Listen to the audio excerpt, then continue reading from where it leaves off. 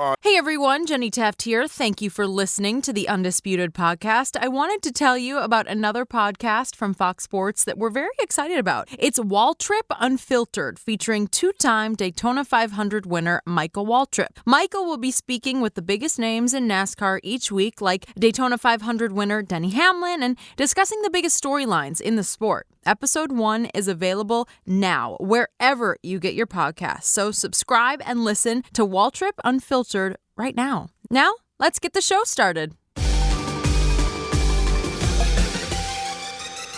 Welcome to the Undisputed podcast. I'm your host, Jenny Taft. This podcast is the full show from today's episode of Undisputed from start to finish. They've got a busy slate, so skip Shannon. Let's get to it.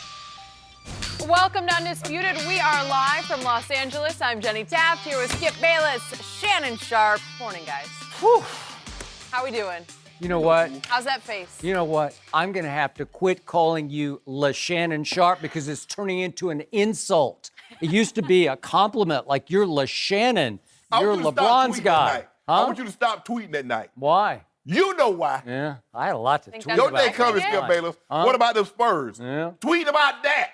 Well, they're about to play 8 of the next 10 at home. Yeah, good. I'm good to go. Thank Thank you very much. How you doing, Jenny? I'm great. Yeah. Thanks Hey, for all right. asking. Yeah. How are you doing, Shannon? I That ain't really good. is the the question. only reason I told you, Skip, I said, now, if they lose to the Grizzlies, I'm not coming to work.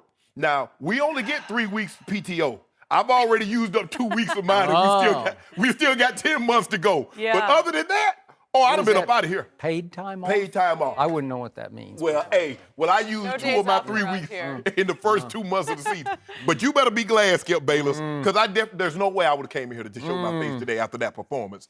But you think I'm crazy? I just want to know what you think of it. We're going to get Yes. to all of that. Yeah. We also have plenty more to talk about today. Should Skip's Cowboys break the bank for DeMarcus Lawrence? And Yeah. then, why did Dennis Rodman go off on Joel Embiid? Way to go, We'll tell Dennis. you all of that in a bit, to but go. first we will start with the Lakers. They fell even further back in the playoff race after losing to the lowly Grizzlies 110-105. LeBron finished with a 24-point triple-double, but he also added 5 turnovers. Late in the game, he was called for a charge with about 20 seconds left. Then he airballed a three-pointer, which pretty much ended it. After the game, LeBron seemed to call out his teammates again, this time for an apparent lack of focus. Take a listen. At this point, if you are still allowing distractions to affect the way you play, then this is the wrong franchise to be a part of, and you should just come and be like, listen, I can't do this. Like, seriously, if you're distracted by playoff pushes and then all the stuff that's been talked about this year, that just come and do your job. We do our job at a high level, and that's not a distraction. That's what you want. That's what you want every game. You want to feel like you're fighting for something. Shannon, do you have a problem with those comments from LeBron? No, and I'm tired of people using that as an excuse. Oh, well, LeBron, he publicly wanted Anthony Davis. He publicly jettisoned his teammates. He separated them, and this was the chemistry that's broken up. No. Kyle Kuzma and Ingram, they're not the first young players that were drafted high. That was a part of a trade in order for a team to get a better player. Stop using this as an excuse. Skip, the very first time when they started putting this team together, I say, Skip, they're putting this team together with a lot of pieces that don't go together. It doesn't make any sense to me. I'm looking at getting Rondo, and they're getting Lance Stevenson, and they're getting this one. And I'm like, something don't go together. I said, LeBron is used to being surrounded by shooters. Nobody can shoot the ball. At what point in time, you know what, Skip? The only reason we thought this team would be playoff caliber was because of one man, and that's LeBron James. This team, minus LeBron, won 20 games, and I think they followed up with 35. And we say if they got LeBron, LeBron is good for another 10 to 15 wins by himself. Well, lo and behold, it looks like even LeBron James can't carry this burden. And they didn't play. LeBron is not playing well. I'm not going to sit here and say LeBron. No, LeBron, since he's been back, he doesn't look the same. He's laboring, and because they're asking him on a Monday night in Memphis, they're asking LeBron James to play 40 minutes in year 16. Let that sink in. That's what they're asking him to do. Now, Brandon Ingram, I thought he was Iron Man. Stop no? it, Skip Bayless. Well, I don't know. I thought he was in supreme shape. Brandon Ingram, keep doing what you're doing. Since February, you've been balling. Skip. We automatically assume, because that's what he does. We've seen LeBron do it so many times before, Skip. Takes teams that's not as talented, we know they're not that talented, and he'll get them to the NBA Finals. Skip, maybe this is too heavy of a burden to bear. Have that ever dawned on you, Skip Bayless? Yes. Yes, I'm glad you brought that up. Yeah. I'm with you. Skip, since he's been back from the injury, he's only shooting 47% from the floor. We know LeBron James is a career 50-plus, 31% from three. He's gone up his turnovers. His turnovers are even increasing. We know he has the ball in his hands. He's going to turn the ball over, Skip, because he tries things sometimes that he shouldn't try. But that's who he is. Okay, you're going to have to live with that. But even worse, Skip, he's shooting worse from the free throw line in his return than he did before he left. Who knew? He seemed tired. He seems like he's laboring to me. He hasn't been the same. He doesn't have the same lift. Skip, he loves to shoot that set three, but everything now from three is set shot. And it doesn't, the lift, he's getting blocked at the rim. I'm like, this ain't the LeBron I know. He hasn't been the same. I don't know if he's 100% healthy. I don't know if the time off has robbed him of his conditioning, but this is not the LeBron. And he's not playing. The LeBron I know is capable of going, he had a triple-double, but he's capable of having a triple-double, having 35, 40 points, shooting a very high percentage. When you shoot this low, 8 of 23, Skip, that's not LeBron. That's a James Harden type triple-double. That's a Russell Westbrook type triple-double. LeBron James is a 12 of 23, a 13 of 23 triple-double. Yeah. But right now, Skip, they're not very good. And Luke Walton, his sub pattern is trash. Tyson Chandler minus. The starters was all plus, but the subs, Rondo minus 10, Chandler minus 10, Caldwell Pope minus 10. Josh Hart played less than 6 minutes, minus 15. What's that about? Did he get doghoused? I don't know. I think he's hurt. I think he's out there on one leg. Maybe. But Skip, they got Valanciunas and cheerleading behind Joakim Noah out there looking like David Robinson and Tim Duncan. 34 and 25. Really? Well, how about Diallo in New Orleans the other night? He's beating his chest. Diallo? I'm like, come on. Rebounding. Minus 11 on the boards. That's ridiculous, Skip Bayless. What I'm supposed to do with that? And the bench was 3. Look at the 3 of 14, Skip. They had 7 points. The bench scored 7 points. What I'm supposed to do with that, Skip? And you keep telling me, this guy went to he got a championship, Jenny. Tyson Chandler, he played in the championship. How long ago that's been, Skip? That Tyson Chandler is not here anymore. Lance Stevenson played. I thought Tyson Chandler was a godsend. That's all I kept hearing for a while. Now who you heard that from? First, it felt good. I heard it from across the table for a while. Stop that, Skip. Yep. Stop it. When he first got there. Stop it, Skip. Stop Changing the way they play defense. Skip. Valanciunas was cooking him and JaVale. You know that. You saw what I saw. But LeBron is not LeBron. And if LeBron can't be LeBron, this team can't get. The only thing that's saving them right now is that the Spurs are backing up and other teams are backing up. Nobody's taking off. But I will see. Except the Clippers. Man, ain't nobody talking about the Clippers. They're going to start tanking. Do they want to give up that first-round draft pick? It looks like they do. Okay, well, give it up then. They've won 4 of 6, and it looks like they are not going to surrender. Their owner made a fiery speech the other day about we are not going to give it up. And it looks like they're not. They're going to give it up. What did I tell you before the year started? I said, just silly me. It looks like the Clippers are going to be a little better than the Lakers, and I think I might be right again. Is it my turn? Yes. I ain't got nothing to say. Okay. You got nothing to say? You just spoke for 12 minutes, and you got nothing to say about nothing? That was the whole lot of nothing about nothing. You saw what happened in Memphis, Skip. Yeah, I got a lot to say about what happened. And by the way, I do appreciate your newfound objectivity concerning one LeBron James. And it did sound like something of a concession speech on the part of Shannon Sharpe, it sounded like resignation in your voice, like you're resigned to the fact they're going to miss the playoffs, even with the quote-unquote best player on the planet. We got a 50%. Am I right? We down a percent. Down a Down percent. You're down to like 3% in BPI now. No. Huh? Mine said 50. Oh, okay. 50. Yep. Okay. Well, 50% that's a lot chance. of 50. Okay. So I'm going to start off my critique of what happened last night with that quote that so long ago Jenny read. That was like an hour ago to start this show. Need anything But again? now that it's my turn, Okay. it's LeBron taking, again, some sort of veiled shot at whom? You know, that's my question. He's shooting, he's aiming at whom? Whomever is affected by the trade speculation. Okay. Well, it's probably going to be the kids, so I got to focus on the kids. Okay. So if it's Brandon Ingram, Brandon last night made 12 out of 18 shots, including 3 of 3 threes Ballin'. to score 32 points. So is LeBron aiming at him? If you can't stand the heat, get out of this Laker kitchen. Is that aimed at Brandon Ingram? No. Is it Kyle Kuzma last night who made 9 of 15 shots and scored 22 points? Is it possibly the new guy on the block, Reggie Bullock? Not a veteran player. He's been around for a little while, but again, is he in the kid range where he's aiming at him? He made 4 of 9 threes last night, while LeBron made 0 of 4 threes, along with his 5 turnovers. And that included, of course, in the three-point shooting for LeBron, the late three that could have at least made it interesting that he airballed.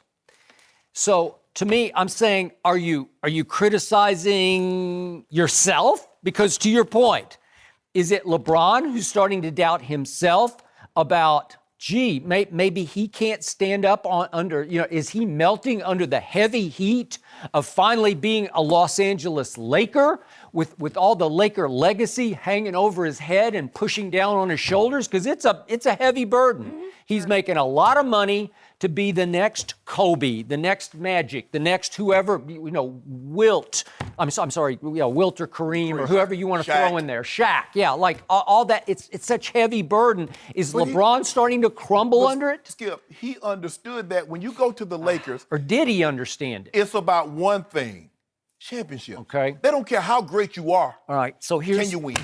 because I really thought, I can't even believe I'm talking about this because I've been saying for the last 2 weeks, going back to a month before we went on vacation, there is no way a LeBron James team is going to miss the playoffs. It's like unfathomable because even though I do criticize him, even though I am sometimes harshly objective, he's still the second best player in basketball. He's still LeBron James. He's still all-time great. And again, he's not an old man. He's still at the end of his prime to where I can't believe these words are coming out and going across this table. We are realistically discussing the Los Angeles Lakers of LeBron James missing the playoffs. And here's my biggest problem with last night.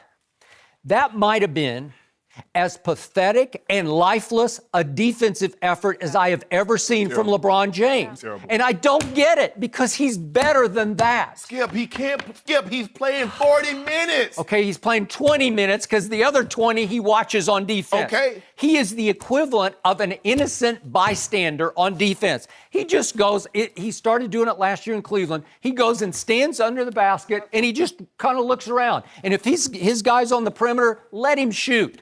And if guys are driving down the lane, let them drive. And it hurts my heart to watch him because you know what his body language is saying on defense?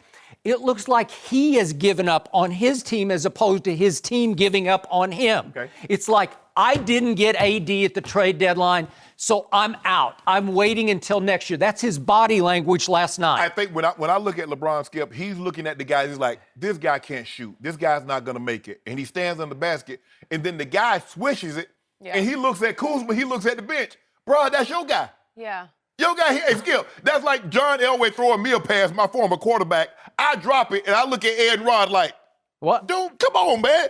You dropped it. Bron, that's your guy. That's your guy that made the shot, and I get it. The scouting report probably says, hey, he's not going to take that shot or he's shooting a low percentage from that distance. It's almost starting to smack to me of LeBron thinking, I don't want to fight my rear end off to get the 8th spot for the right to get swept by Golden State. That's how it's coming across to me, like he's resigned. He doesn't want that. He doesn't want to have to go battle and battle and battle. What do they got left? 22 games. Like 22 more games. Sweat, blood. Maybe his groin's still flaring a little bit. And it looked like last night he's saying, I don't want to do this. This is beneath my dignity to go fight in Memphis on a Monday night against a team that basically waved the white flag and sent their franchise player, Marc Gasol, to Toronto. Let me ask you a question. Would it be more of a ding to LeBron's legacy if he misses the playoff entirely or he gets to the playoffs and gets swept?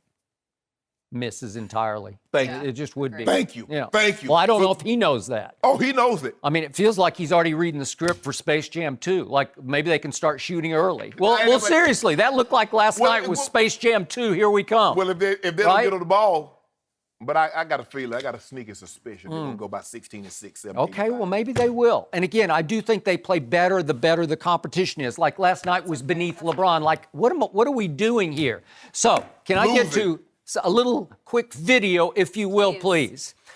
The first play happens with 9:15 left in the game, and it's still a 6-point game at this point, and LeBron is playing his one-man zone defense underneath the basket. If we could see this, and DeLon Wright drives for the Memphis Grizzlies. Watch this. LeBron, help! Did you see that? Again, Muscala is on him, and yet LeBron just lays him. Can you not stop the ball? Yeah, you got to. You got to stop the ball. Like that's just the least effort I've ever seen from LeBron James. That's all-time Olay. I'm not interested in playing defense, right? Get back and argue. I mean, you want me to put up a defense for that? No, I don't. Can't. Okay, so now we got to go to the play with, here we go, one more time. That's pathetic. 2:30 left in the game. It's a 4-point game at this point. And the immortal Bruno Caboclo, he is the Brazilian Kevin Durant, or so they say. Yep. And he's got a 3-point shot here. That's wide open. There's LeBron. That's his man. LeBron, go get him! Boom! Okay, how many times have we seen that in the last 2 years? That's his man. You got to go out and get in his face a little bit because he can shoot it. I think LeBron says, the scouting report says that you can't shoot from that. I think he can shoot it. He's the Brazilian Kevin Durant. Come on, that don't mean LeBron, go get him! You know, that's triple-double defense because if he misses, LeBron's going to get an easy 6'9" rebound, okay? And then I got to do one more play, and this is not a defensive play, but if we can go all the way to the one, it's 2:11 left, and LeBron drives it. If we could see this play, he's still on defense. LeBron drives on Caboclo, and he takes him all the way underneath. He's got him. Just shoot it. Just shoot. What are you doing? Like, that's like, I'm not interested in doing this, or I don't have any lift, or I'm worn out, or to whatever your point is. Who is that guy? The guy I used to know, the LeBron I used to know, would have taken him and stuffed him in the basketball into the basket. Am I right about that? Yeah. He is 6'9", 270, 265. Well, maybe you need to get down to 250. Just power it up. And instead, he kicks it out. And I'm not saying it was the worst shot in the world because KCP's got a corner three and he missed it. Right. And LeBron kind of throws his arms up like, oh, what? But again, this is a basketball game. This is, again, it wasn't a must win, but it was a you better win kind of game, right? Yes. Against Memphis? Yes. Well, LeBron, just attack. Well, what do you think Kuzma and Ingram are thinking? What's he doing? What's he doing? Are you get the ball up? Yeah. Close to the basket. What are we doing here? How about this, Skip? If you watched the game last night, what did Memphis do? Mark Conley and Valanciunas. And Mike Conley. Mark. Conley. You want to talk about inch for inch, pound for pound, is gutsy. Valanciunas and Noah. What did they do? They kept him in the pick and roll. They did. And they could not keep. But that's because Mike Conley is so savvy. And they couldn't keep him from getting to the rim. Nobody really, when you look at it, Skip, no one from the Lakers can slide well enough and keep the guy in front of him. Yep. So now the guy breaks him down through penetration, and he kicks, and guys are getting wide open shots. Yep. That's what they do the entire night. Mike Conley stayed in the lane. And then when they slump off him, Emil Carr impersonating Joakim Noah. All he wants to do is on the sideline is dance and wave a towel, and all of a sudden they get him off the scrap heap, and he can't miss a shot. Valanciunas, he can't miss a shot. I mean, he's dominant. Valanciunas is dominating on the glass. Joakim Noah is dunking. He put JaVale McGee in the spin cycle, dunked on him, and then followed it up with a pimp back dunk. Got to get a timeout. Is there any? I have yet to see the Lakers when Luke Walton can go to the locker room and still have 3 timeouts left. Every game he goes to the locker room, he's exhausted all his timeouts because he's got to snuff out a run. I'm like, man, this is utterly ridiculous. Luke Walton is not going to survive this. No. Book it. Well, I'm trying to figure how he survived this long. I don't know. He should be on I thought he'd be gone at the break. Yes. And you know what? That might have been the magic move. Think so? If they had done something to change the flow and the feel and the vibe of it. But Madam Boss Lady, I don't know. she loves She him. loves him. So he ain't going nowhere. Yeah, no, He's I not got going it. nowhere during the season. And I think he reiterated that, Skip. He's safe at least to the end of the season. I got it. So just to be fair, did they miss a goaltend on Noah? Yes, they did. I don't think the ball would have gone in, but it's in the cylinder and you can't touch it in the cylinder. Did they miss the 8-second call? Yes! They did. They missed it by a half second. They did not get the ball across half court. Did they miss the charge when LeBron was called for the offensive foul on Noah? That's a 50-50 call. And you know what struck me was the referees have lost so much respect for LeBron at this point. They're not going to give him the 50-50. It's a 50-50 call. But you tell me to tell LeBron to drive the basketball and go to the free throw line. I do, but he had been so listless, so lackadaisical on defense and at certain times rebounding the basketball. I think the referees are like, okay, if you don't want to play, we don't want to call. He's still LeBron. Well, I know, but that's a respect call. James Harden or anybody, they get the Russell Westbrook, they get that call like that. And LeBron should have gotten that call. It's 50-50. There's nothing wrong with the call. It wasn't a bad call. It just wasn't a LeBron call. Usually the superstar gets that call, and he didn't get it. Right. And then the other thing last night was, for a while, he finally got this. He's on his 647th free throw shooting routine. Yeah. So he got a new one going last night where before the ball came to him, he started doing this exaggerated one-hand follow-through, like practice stroke. Kyle Korver does that. Ray Allen does that. Woo. Yeah. Whatever works. Woo. He does 2 of them. Then the ball comes, dribble, dribble, dribble, and he tries to do it just like he had practiced. Right. And he got on a roll until the late one, because he could have cut it to 1 point on the late one, and he shot it too hard, and that led to the uncalled 8-second. Right. But again, look, I'm going to say this, and it's going to sound like I'm piling on, but Michael Jordan made first-team all-defense at age 34 years. And LeBron is 34 years of age. You can argue that LeBron has played a lot more high level of basketball. I got it. Michael took the 2 years off, but still, he was 34 years of age, and he was still making first-team all-defense in his final year in Chicago. I don't think it's too much to ask of a LeBron who hasn't made first-team all-defense since, what, Since he returned to Cleveland. Yeah, 2013, I guess it was. Wow. Okay. You know, it's not too much to ask that he play a little bit more because it's uninspiring for his teammates. He's got to set the tone on defense from jump. You know, if he's the leader and they're following their leader's body language and tone, The body language. what did they see? They don't see that. The body language was horrible last night. It was. I mean, why would anyone want to play with any of those guys? It looked like they were. Not your body hated language, it. Skip. Sometimes your body language, but you know I'm gonna bring it regardless. Even though your body language be slumping off, like take it easy on me. Nope. Are you sure? I was worried about your body language this morning. I think for it's that performance. a little bit the other way around, no. or if not a lot the other way around. They've got 22 games. At least they're home against New Orleans tomorrow night. At least they're home. That case, New Orleans about to catch this L. Okay. I hope so. You keep saying They better that. catch this I L. hope so. We honestly all hope so. Wow. Yeah. I think we can finally agree on something. The Lakers are going to win a game. We want them to win that We'll one have to get tomorrow it. night at home. Okay, coming up next, Kyler Murray. Is he about to be the first quarterback drafted? We'll discuss that next. And don't forget, you can listen to us every day on the Fox Sports channel on SiriusXM. We'll be right back. No mercy. February isn't just about one super-sized football game. On Spotify, there's thousands of free sports podcasts that agonize over the preseasons, off-seasons, and plain old regular seasons of nearly every sport imaginable. Basketball, baseball, hockey, soccer, curling, and even hurling. Yeah, that's a real sport. Look it up. Now it's so easy to stay updated with the latest trade rumors, predictions, and scorching hot takes from some of your favorite game's biggest names. So take it one episode at a time and give 110% of your attention to the thousands of free sports podcasts on Spotify, because the best offense is a good podcast. No mercy. Kyler Murray and Dwayne Haskins are both expected to be first-round picks. Now it's just a matter of which one will be the first QB off the board. NFL Network says the evaluations for quarterbacks in this draft are, quote, all over the place. Haskins threw 50 touchdown passes last season for Ohio State, while Kyler is known for his speed and quickness, but his height has been his biggest critique. We'll find out exactly how tall he is at the Combine later this week. So, Shannon, which quarterback would you take first? It's really close because both of the guys only had 1 year of significant playing time, Skip. Haskins did come off the bench 2 years ago against Michigan when Barrett got hurt, led them to a win. Kyler Murray started 3 games at Texas A&M. But for me, it's slight. I'm going to take Haskins because he fits the bill physically. 6'3", 220 pounds, a big, strong-arm kid that can throw the football down the field.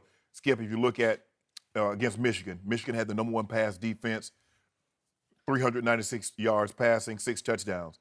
Then the Big Ten title game, he had 499, 5 touchdowns, and then another 3 in the Rose Bowl against Washington.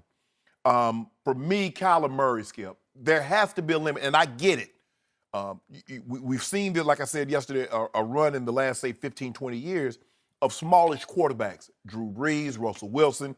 And I look at it like, and you can, like, because you like baseball, when you look at pitchers, and every once in a while, Skip, you'll find a pitcher 6 foot, a Tim Lincecum, Roy Oswalt, Billy Wagner, who was a closer. But then you get that one, Pedro Martinez. The question is Kyler Murray Pedro Martinez, or is he Tim Lincecum, have a couple of good years, and because of the size, the durability becomes a problem? That's the question. I mean, if he did have a couple of Tim Lincecum years, those would be pretty big, man. Okay. I mean, you could win a championship with that. But Yeah. you taking this chance, but here's the thing. These guys weren't high draft pick. Pedro was just basically a throw-in. His brother was the GM. And lo and behold, they stumble upon him with the Dodgers and they trade him to Boston. And the rest is history. And that's what concerns me, Skip. And I get it. What this kid did was unbelievable. But the question is, what happens if he gets nicked? And his speed, because his greatest asset is his speed, his elusiveness. He gets nicked. He's not elusive. He doesn't have that speed anymore. How effective can he be? Because the difference between Tom Brady never had a fastball. No. See, if Tom Brady ran 4.5 and all of a sudden he's running 7 flat, that's a tremendous difference. But when you go from 6'2 to 6'5, there's really no difference.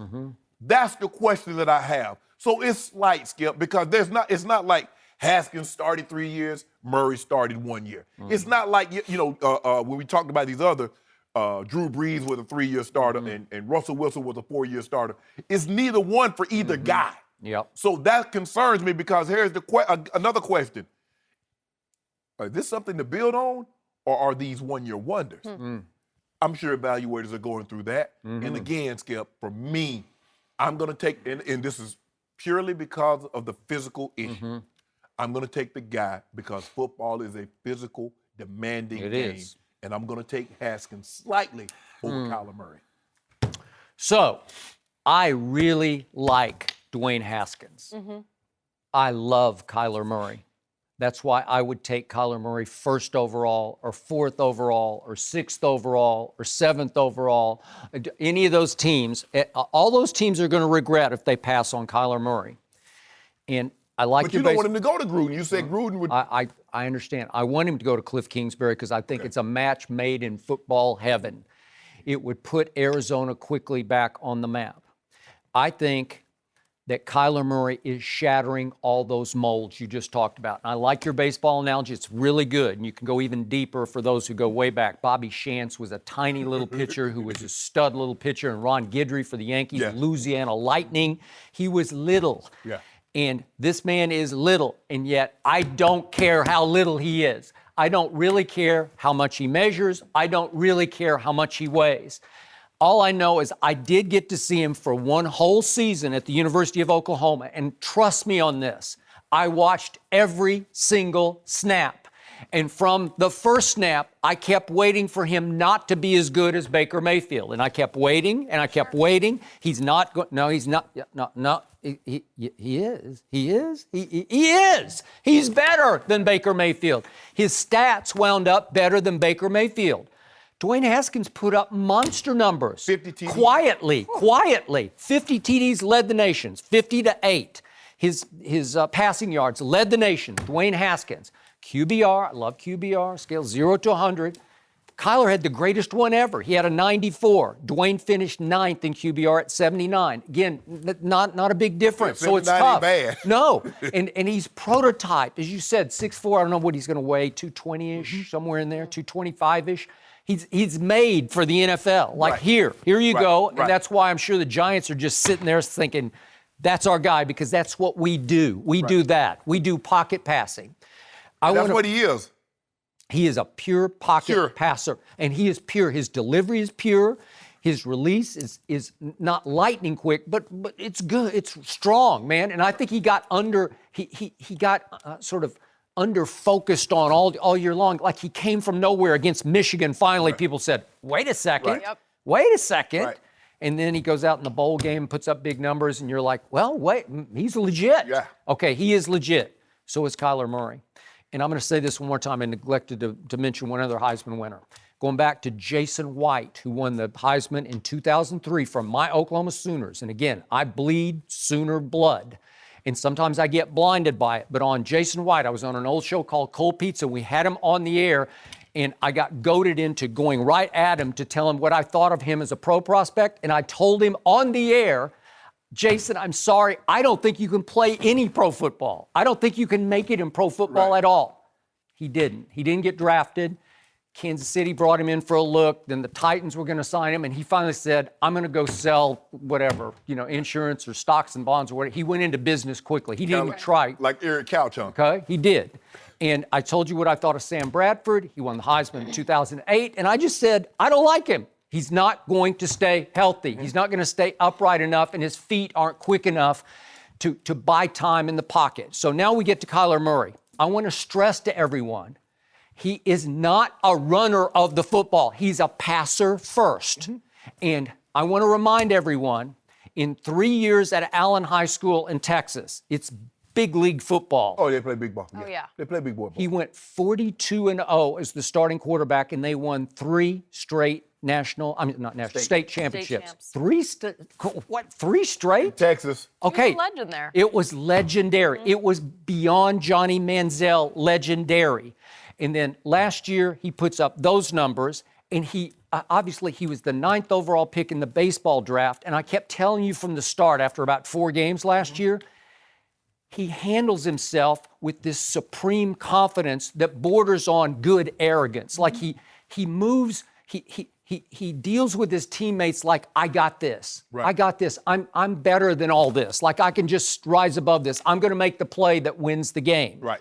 And he doesn't look to run first. He looks for receivers. He looks to buy time before he takes off, unless they just flat out call a running play for him. He knows when to hold them and when to fold them. And Jenny watched a whole lot of Kyler Murray. A lot. Did you ever see him get beat up last year? We said, I don't know if he can withstand that. Did he ever wobble off the football field? No concussions.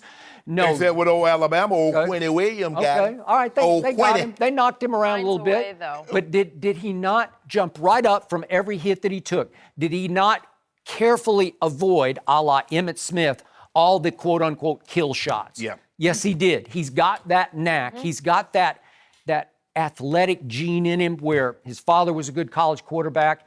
He just believes he can do it at the highest level. So trust me, the stage will not be too big for him. But Skip, you're talking about, taking with the first pick, the 4th pick, the 6th pick, somewhere in the top 10. Skip, it's not going to be good enough. When you take a quarterback so do you believe he can last being 5'9" and barely 200 pounds? Can he play 14, 15 years? I believe he can. Because that's what you're asking now.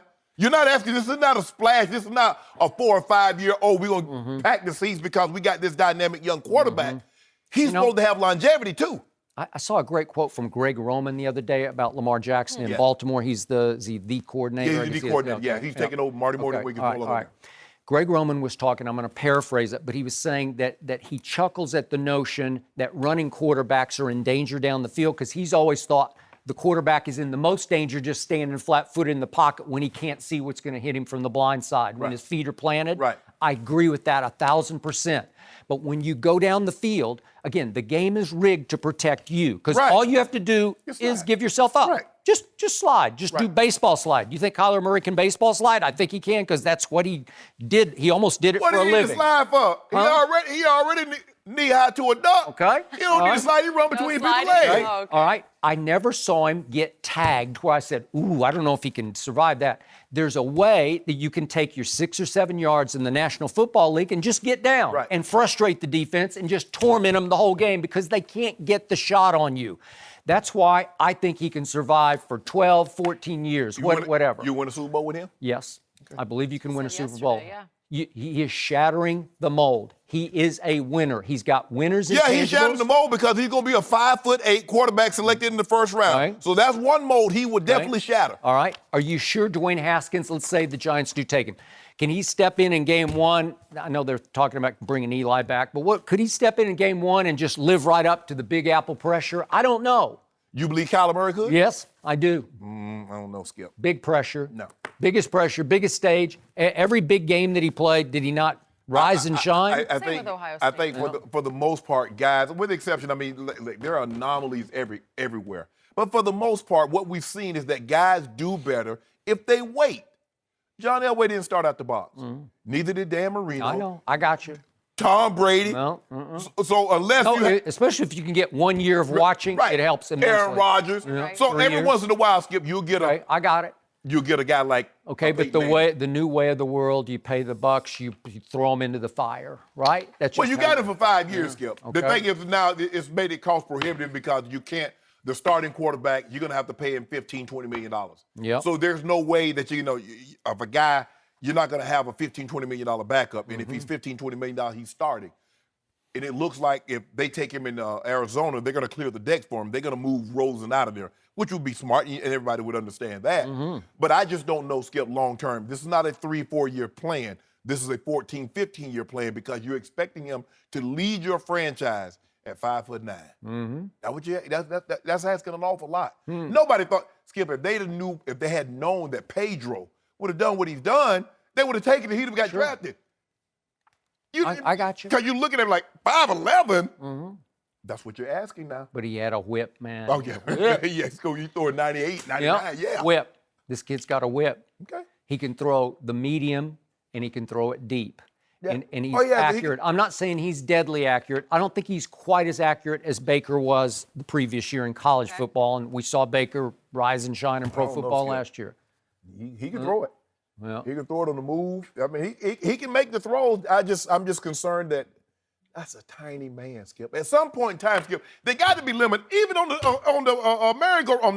roller coaster, they got limits on how tall you can be. Not that small. They can't say, well, you're a grown man. You can just get on here. Not if you don't. Okay, how big is Darren Sproles? I don't know. What is he, like 5'6"? 6. Okay. What's he weigh? Maybe 200? But Skip, he's a 195? I know. I know. He's a specialty guy. Yeah, but listen, Darren Sproles, every time I've rooted against him, has tormented me. Yeah. Made plays. He killed my Sooners in the Big 12 championship. This is way before your time, but this is I think it was that Jason White team. Just murdered them when he was at Kansas State. But do you actually think, how long would Darren Sproles would have played if they asked him to carry the ball 300 times a season? Okay. But I thought that about little McCaffrey because I thought he was too little to Skip, it's only a second year. Okay, I know. I got it. And I don't know how long he's going to last taking the punishment he's taking. And he's splitting carries. So we're going to be interested to see. And that's what everybody's a dual threat. Everybody has a dual, with the exception of Zeke. Zeke is the only guy that really takes the lion's share of the carry. He does. He and Barkley, but Barkley's the best back in the East. So you just had to throw that in. It's the truth. All you got. Why you hate the truth? Yeah, because that guy cannot run between the Oh, yes, he can. Oh, you know. Oh, yes, he can. Yeah. He can run for 1.5 yards. Only 3 guys have ever done what he did. Yeah. And he one of them. Edgerrin James and ED. Eric Dickerson. 2,000 yards from scrimmage as a true rookie. And he watched the Dallas Cowboys play 2 playoff games. And he watched Ezekiel Elliott get shut down for 21 yards in a playoff game. Is that what you want, Skip? And he watched Dak Prescott almost throw him right back into that game. Dang. Don't you want to go there yet? I think the Cowboys should draft Kyler Murray. That's what I'm thinking. Why? What you mean? What? We got a quarterback. And they got someone. No, they do. They would. Bro, they get Kyler Murray. We got 2. We got 6'2", 245. I might have to get on that bandwagon. They get Kyler. Oh, yeah. I might have to get on that bandwagon. They get old Kyler Murray. I'm not worried about either of them handling the pressure, though. Like, both of them have handled it so well at their schools. And nothing seemed to faze either of them. But I'm with you. I think I like them both. I love Kyler. You don't want to be the guy that passes up on what he could be. You don't want to live with that. Yeah. So what happens? You take him and then he flames out there. You gonna live with that? Well, well. Oh yeah. See, you see what you That's mean? the name But of the I game. think Dwayne Haskins has the skill and he's the safe choice. But Kyler is that wild card that if you end up hitting the lottery there. Yeah. What happened when you don't hit the lottery? Well, you know, I'm What not happened? making those Yeah, exactly. What But I'm happened not last worried year about when I it. told you Baker Mayfield should go first? And I agreed with you on that. Yep. one. He went It just first. panned out I told just you, and then what okay. happened? He backed it They up. didn't go make the playoff. Huh? They didn't make the playoff. They might this year. Oh, you gonna put some doing that? Yeah, I do. Okay. We got a long way to go on that. Clapping You for gonna that? get We got a long I'm gonna way. get all my due back in 2019. all get it all back. 72 cases. Oh, 72 cases. This is a bad that I lost. We're gonna have like a 70-case bet. No. for you to get Make back. the No, big I'm party. gonna get it back 2 cases, 1 case at a time, Skip. No mercy. We're going back to the Lakers. They lost last night to the Grizzlies and are now 3 games back in the West for the 8th seed. LA is tied with the Wolves in the 10th spot. And 10th spot? 10th. What? Looking up at the Kings and Spurs, The and they're tied 10th with spot? Minnesota. It's never a good time. Their time is running out with only 22 games left. Shannon, how much faith do you have in the Lakers now to make the playoffs? It's going down day by day, Skip. Going down. It's going down, Skip. And I felt good yesterday. Felt real good. The Grizzlies, they don't really have anybody but Mike Conley. Oh, we got these guys here. And we come out there and lay an egg. Skip, if we can't beat the Grizzlies, we don't deserve to make the playoffs. They had just lost to the Cavaliers. Go ahead. The Cavaliers, Yeah. who trying so desperately. Everybody trying to be desperate, Skip, and get a Zion. Yep. But even the Knicks won a ball. Even the Yeah, Knicks. No. The Suns won a ball game. The Cavs won the other night. Everybody trying to tank. And the Grizz beat us. The Grizz, unfortunately, is that the Spurs are backing up. I don't have a whole lot of trust in the Timberwolves. I don't have a whole lot of trust in the Clippers. And I just believe LeBron can hit a gear. Kings, you have no trust. They lost to the T-Wolves. Yeah, that helped. That helped. Speed. But now, in the process of them losing to the T-Wolves are now tied with the Lakers. Yep. So now we got some Not helping competition. you. We got competition that's pulling us back and competition trying to leave us in the dust. That's called the Western Conference. I don't care what it's called. We got 22 games left, old Skip Bayless. I feel very comfortable in saying this, Jenny. Okay. As I sit right here across from Skip Bayless, we're about to be 16-6. 16-6 Yep. finish. Well, Yep. that would at least get you the 8th spot.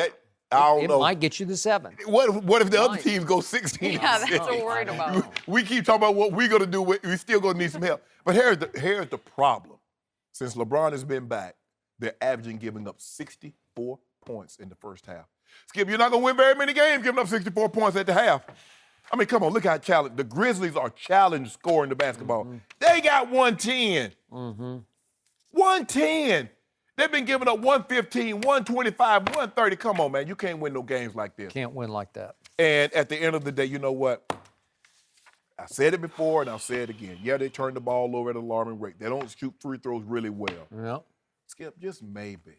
Has it dawned on anybody that the Lakers are just not a good basketball team?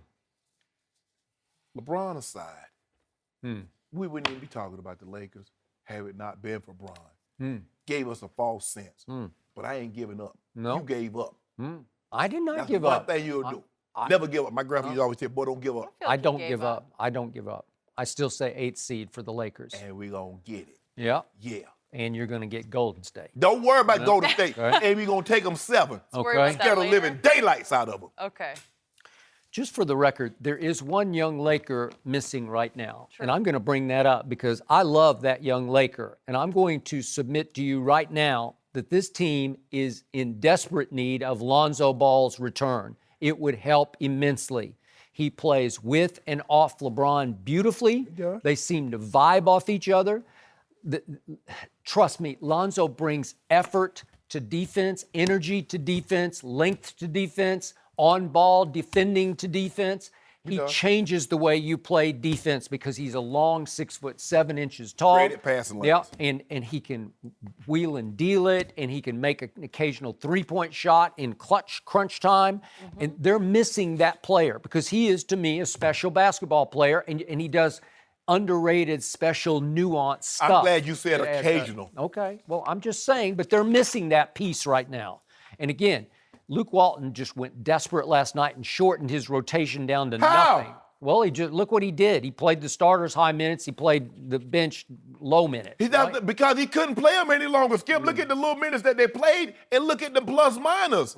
He couldn't play. If you want to short Skip, okay, if LeBron says he's in playoff mode, they need to be in playoff mode. What do you do come playoff time? You shorten your bench even more. Look at the Houston Rockets. They played 8 guys minus James Harden and beat Golden State. This guy's still playing 1, 2, 3, 4, 5, 6, 7. He's playing 12 guys. Ain't nobody playing 12 guys come playoff time.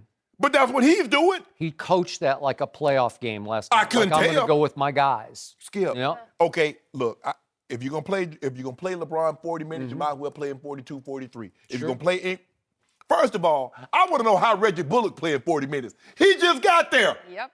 He made 4 out of 9 threes. But Mike Conley cooked him, kept him in the pick and roll, and every time he hit a 3, Mike Conley come right back down the court, get a 2 or a 3-point play with an and 1. Trust me, Mike Conley cooks a lot of Man, Mike Conley, he ain't never made never made an All-Star team, never been first, second, or third All-NBA. I have raved about him for years. And 2 years ago when we first started this show, we went into those playoffs. Remember, San Antonio drew Memphis. Was it in the first round? First round. I think it was the first round. And Mike Conley and Gasol just took them to the limit, man. They were making shots and plays and gutsy. Listen, Mike Conley, inch for inch, is as good as anybody in this league. Inch for inch, because he's about what? Is he 6 feet tall? The point guard position in this league is at an all-time high. But Skip, when you look at it, the only guy that you really want on that roster is Mike Conley. Avery Bradley's been shopped around. He plays hard. Yeah, he plays hard. Yep. But come on, Skip. Look at the backups. You keep telling me these guys, every guy that you mentioned yesterday that had this playoff experience. Ooh, Tyson Chandler. They do. Rondo. It's a whole list that's of a it. long time. Look, Rondo didn't have it last night. There's 319 games of playoff experience on that roster. Let me ask you a question. That's a lot. You watched this game in its entirety. Did Rondo, you could tell early on, Rondo didn't have it, didn't you? I don't know what's wrong with him. Something is, he has gone south on the Lakers, and I don't know why. I don't know if the trade deadline issues got him, if he got, did he give up on LeBron for wanting to give up on them? Josh Hart, I believe, is hurt. Yeah. Mike Muscala, he can shoot. I seen him make 2 shots in 2 weeks since he's been there. Yeah. What about Caldwell Pope? I mean, I like him. He was starting at one point in time. Reggie Bullock come. Yeah. I'm like, when did Reggie Bullock become substantially better than Caldwell Pope? I'm not saying Caldwell Pope is a godsend. He's a great tool guard, but they make it seem like Reggie Bullock like that. So right now, the Lakers sit at 29-31. The Lakers featuring LeBron James are 2 games under 500 on whatever it is, February 25th. Yep. And Sixth. And so since LeBron's return from the groin injury, this team is, does this sound familiar to you, this record? Yes. 3-6. This team is 3-6 since. No, it don't stop for me. Don't go there, Skip Bayless. Where have I heard that number I don't know before? where you heard it from. Oh, wait a minute. Hey, don't do it, Skip. That mirrors LeBron's finals record. Whatever. Oh, so he's 3-6 since he returned, 3-6 in the finals. Symmetry. And some of the teams that he took to the finals exactly had the same level of talent. Really? You kept telling me this team is so much more talented than those Cavaliers team. Jen, I'm like my grandma say, I can't tell. Well, what did I just tell you about Brandon Ingram last night? Did he not have a game? Skip, they're 12 of 18 and 3 of 3 from 3? That works. Okay, we've seen Kevin Love. Kuzma's been extraordinary. Hey, Skip, you remember that game against Portland Yeah. when Kevin Love had 34 points in the first quarter? Yeah. He's capable. Mm-hmm. But the thing is to be great in any professional league, it's about consistency. Mm-hmm. Skip, everybody in that league can have a game. Just like every receiver in the NFL is capable of hitting you up for $1.50, maybe even $2. You got to be talented to get there. But what separates the good from the great to the legendary is that the consistency in which they can do it. Now, if Brandon Ingram's going to play like this, is this going to be the Brandon Ingram that we see? I can live with it. We've seen him a lot lately. We've seen him play at that level. You want to talk about attack mode? He's in attack mode. Kuzma's in attack mode. LeBron James, not so much in attack mode. Skip, do you know how much energy that it would take LeBron to play the type of way that you want him to play, just constantly downhill?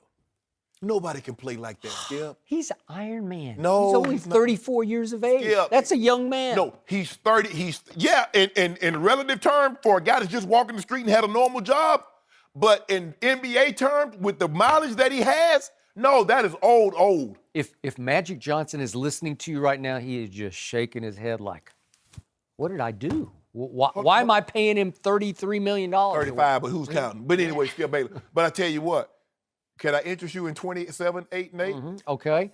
So I brought up defense in our A block today, and now I'm going to quote somebody else on defense. This is a man named Pete Zayas who breaks down tape for Laker Film Room website, and he says, LeBron rarely exerts himself beyond a casual jog and transition defense and disregards spot-up shooters in most half-court situations, leaving them wide open.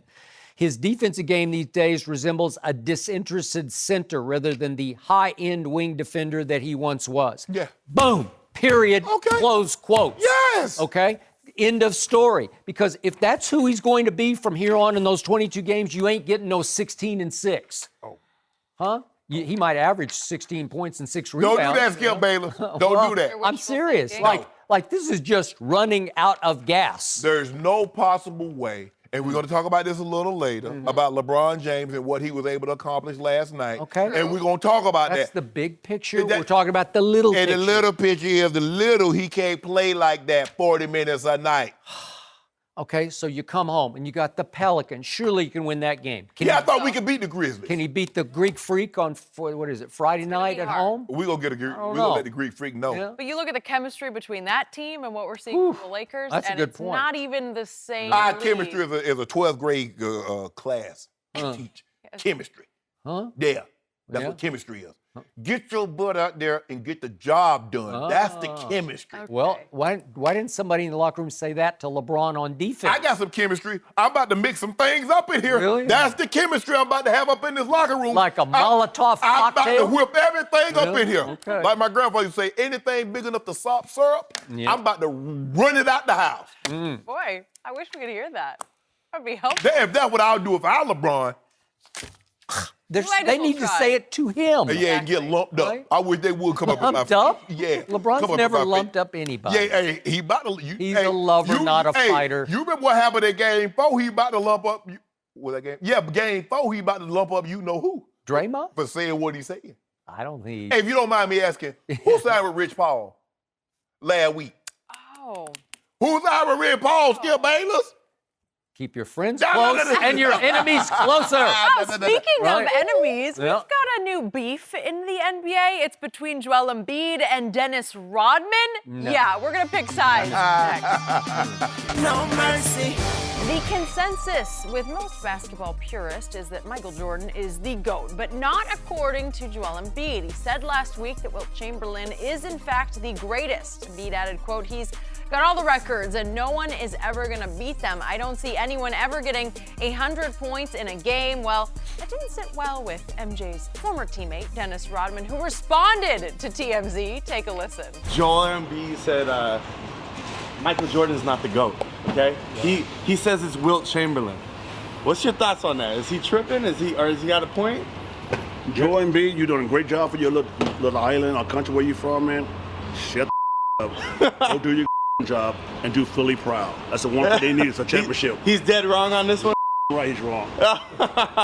Wait a minute. You think he could ever be one of the greats? I doubt that one. Okay, Shannon, whose side are you on here? Rodman's or Embiid's? Joel Embiid. What? Joel Embiid. No. Have you lost your mind? No, Skip. I mean, everybody sees. Do you need another vacation? No, think about this. When we talk about offensive numbers, we always talk about, well, we got to set Wilt to the side. Okay, yeah. We can't ever say, true. because think about this. James Harden just went on this miraculous streak, 32 games of 30 points or more. He need to go the rest of this season and 10 games in the next season just to equal Wilt. Skip, stop playing. You need to. Wilt is so dominant that what he did is that we like, well, it wasn't fair because the competition. It was different times. Wilt averaged for a career 30 points and 23 rebounds. Let that sink in for a second. I want people to hear me again. I'm going to say it again slowly this time. Wilt averaged for a career 30 points and 23 rebounds over a 14-year career. His first 11 seasons, he averaged at least 20 rebounds. And Skip, the last 3 seasons that he played in, he averaged 18.2 rebounds, 19.2 rebounds, and 18.6. How many finals he playing? Asking. I'm just asking. He got 2 titles. Oh, out of how many? Oh, I'm glad you 6. He played. Oh, I'm glad you He was mentioned. 2 and 4 in finals. Here's the thing. Huh. Interesting. People don't even know this. Wilt lost 4. This many, Jenny. 4. Game 7s to Bill Russell. He did. By a grand total of 9 points. Bill Russell was playing with average 7 Hall of Famers. One year he had 11 on a 12-man roster. Is that pretty good? And Bill Russell took him to school every time. I watched him. Bill Bill Russell beat him 7 of 8 playoff series, beat Wilt Chamberlain. And Bill Russell stood all of 6 feet 9 inches tall, which is LeBron's height. Wilt, 7 feet 1. How about Big Dipper. I want to know is this domination. For his career against Bill Russell, Wilt Chamberlain averaged 26 points and 28 rebounds. And once had a 62-38 and once had a 50-35 ball game. But that's domination. What NBA player says, I want a guy to dominate me like that, getting 26 points and 28 rebounds? Skip. And plus, also, Joel Embiid is a what? A big guy. What's Wilt? A big guy. Skip, if you don't mind me asking, where did Wilt Chamberlain play his college ball at? Kansas. Where did Joel Embiid play his college ball at? So I'm not even sure Joel Embiid knows. Joel I don't know. I'm not sure. And first of all, I don't like Dennis Rodman being disrespected, talking about whatever island. Don't do that, Dennis. That was bad. I agree. Don't do that. Don't do that. Have respect. But he was offended by the question, by the whole notion of this. Yeah. This is that man's opinion. Just like, okay, you say Joel Embiid's opinion doesn't make it right. Just like Dennis Rodman's opinion doesn't make him fact. It doesn't make it right. That's your opinion. He's entitled to it. He's like, look at the numbers. So are you saying Wilt is more valuable than Jordan? That wasn't a question. Oh. That wasn't a question. I think that's where we're heading. No, you tried to take it there. Dennis Rodman played with Michael Jordan.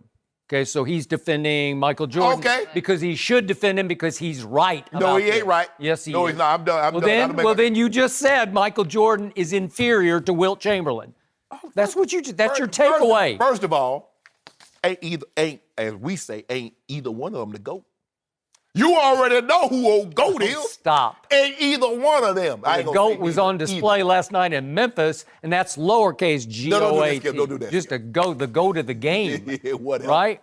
Is it my turn? It's your turn. Your turn. Let this sink in, Shannon Sharpe. Speaking of competition, Wilt's first MVP season in 1960. Guess what?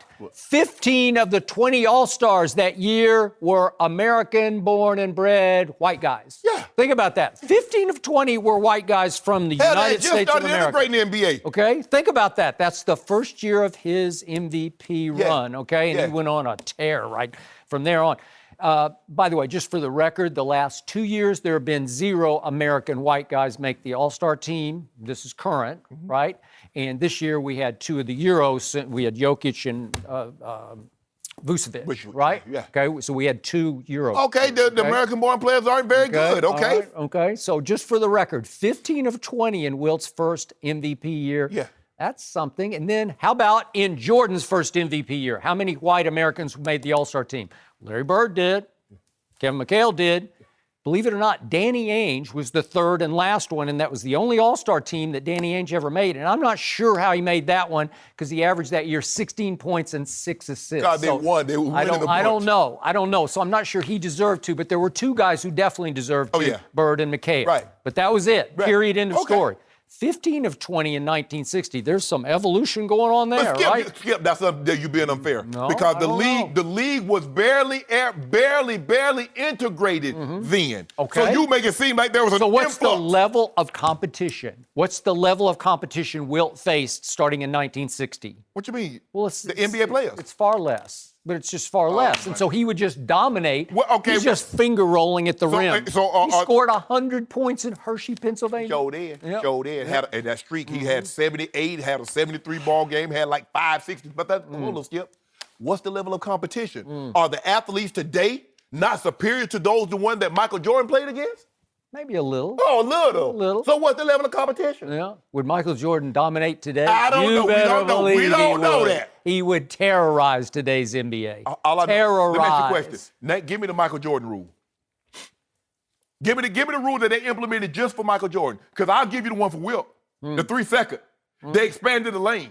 That was for Wilt. Well, and what you couldn't do, Skip Bayless, Sam Smith wrote a whole book called The Jordan Rules, plural. He wrote plural rules. Hey, there are all kinds of rules. This is how we got to control it. That's Sam Smith wrote a book. Yeah. The NBA changed the rules. They ain't right though. They changed the entire rules, Skip. They say we got to widen the lane because this guy going to go for 150. We got to do something with this 3 second clock. We got to have something because we're just going to camp out here and we can't do nothing. And what about Skip? Remember he used to finger roll the ball from the free throw line?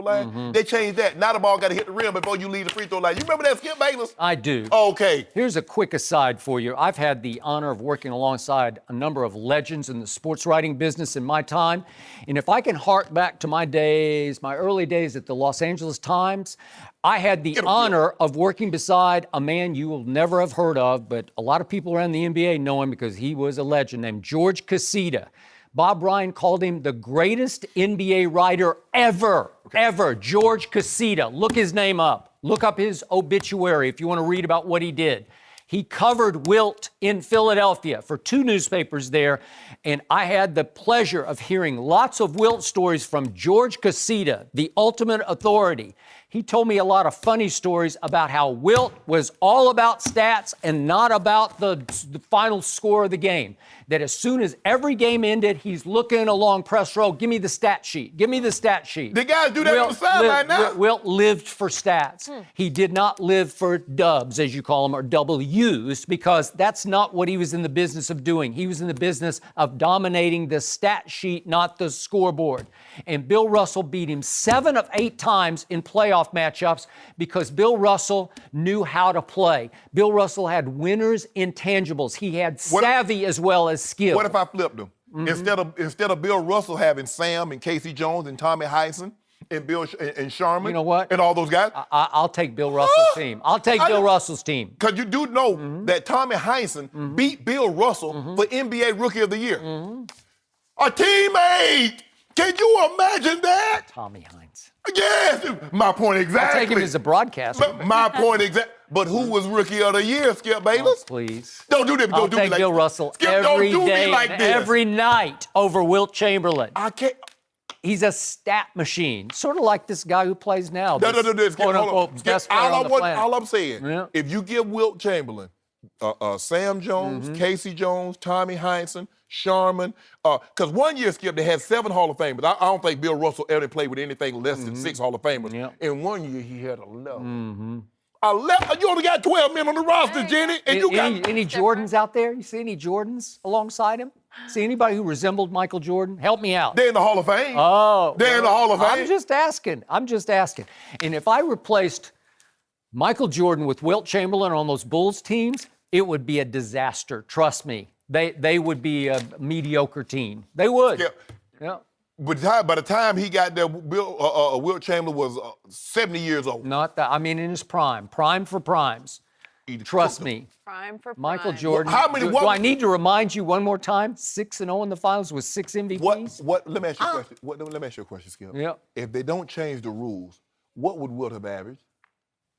I don't care. I mean, they check. What's the level of competition? I'm just what saying, would Wilt average in today's NBA? That's hypothetical. Well, it's not Okay, hypothetical. would Tom Brady have won 6 Super Bowls in the 70s and 80s? Yep. When they could knock Stop it. Yep. You would see? have. You bring up Tom Brady into this? Okay, we're going to move on to Talking the about Cowboys. winners, intangibles. No, that's not. Yeah, well, we're not talking. Why we talking about the Cowboys then? I agree. I said doesn't go. I left the door way too open for that. Yep. Should Skip's Cowboys break the bank for DeMarcus Lawrence? We'll discuss. What do you think? No mercy. Defensive end DeMarcus Lawrence sent a clear message to the Cowboys the other day by wearing a shirt that said, "Honey, I need you," but the honey was crossed out and replaced with money. He's about to hit free agency next month, and if Dallas uses the franchise tag on him for the second year in a row, it will cost them over $20 million next season. But Lawrence has a strong case to get paid since he has 25 sacks the last 2 years, and according to NFL.com, he is the top-ranked free agent in the league. So, Shannon, is he worth top dollar? Worth every dime. In the dollar. words of Teddy KGB, pay that man. Yeah. Pay him his money. Money. Skip, this is You got to do it like Teddy did. Well done. John Both Malkovich. sides. Yeah. This you know what. Are you just going to throw the board? You're going to splash the pot? Is my Yeah. Yeah. You say spray the spray. Anyway, Skip, here's the thing. If you draft a player, all you can hope for is that, you know what, we've identified a guy. Yeah. We've groomed him, and now we have him. DeMarcus Lawrence is 26 years of age. He's about to be 27 in April. Skip, what more could you ask for? You didn't have to go on the free agent market. This is your guy. You were right. You drafted the guy. You were right. He proved you right.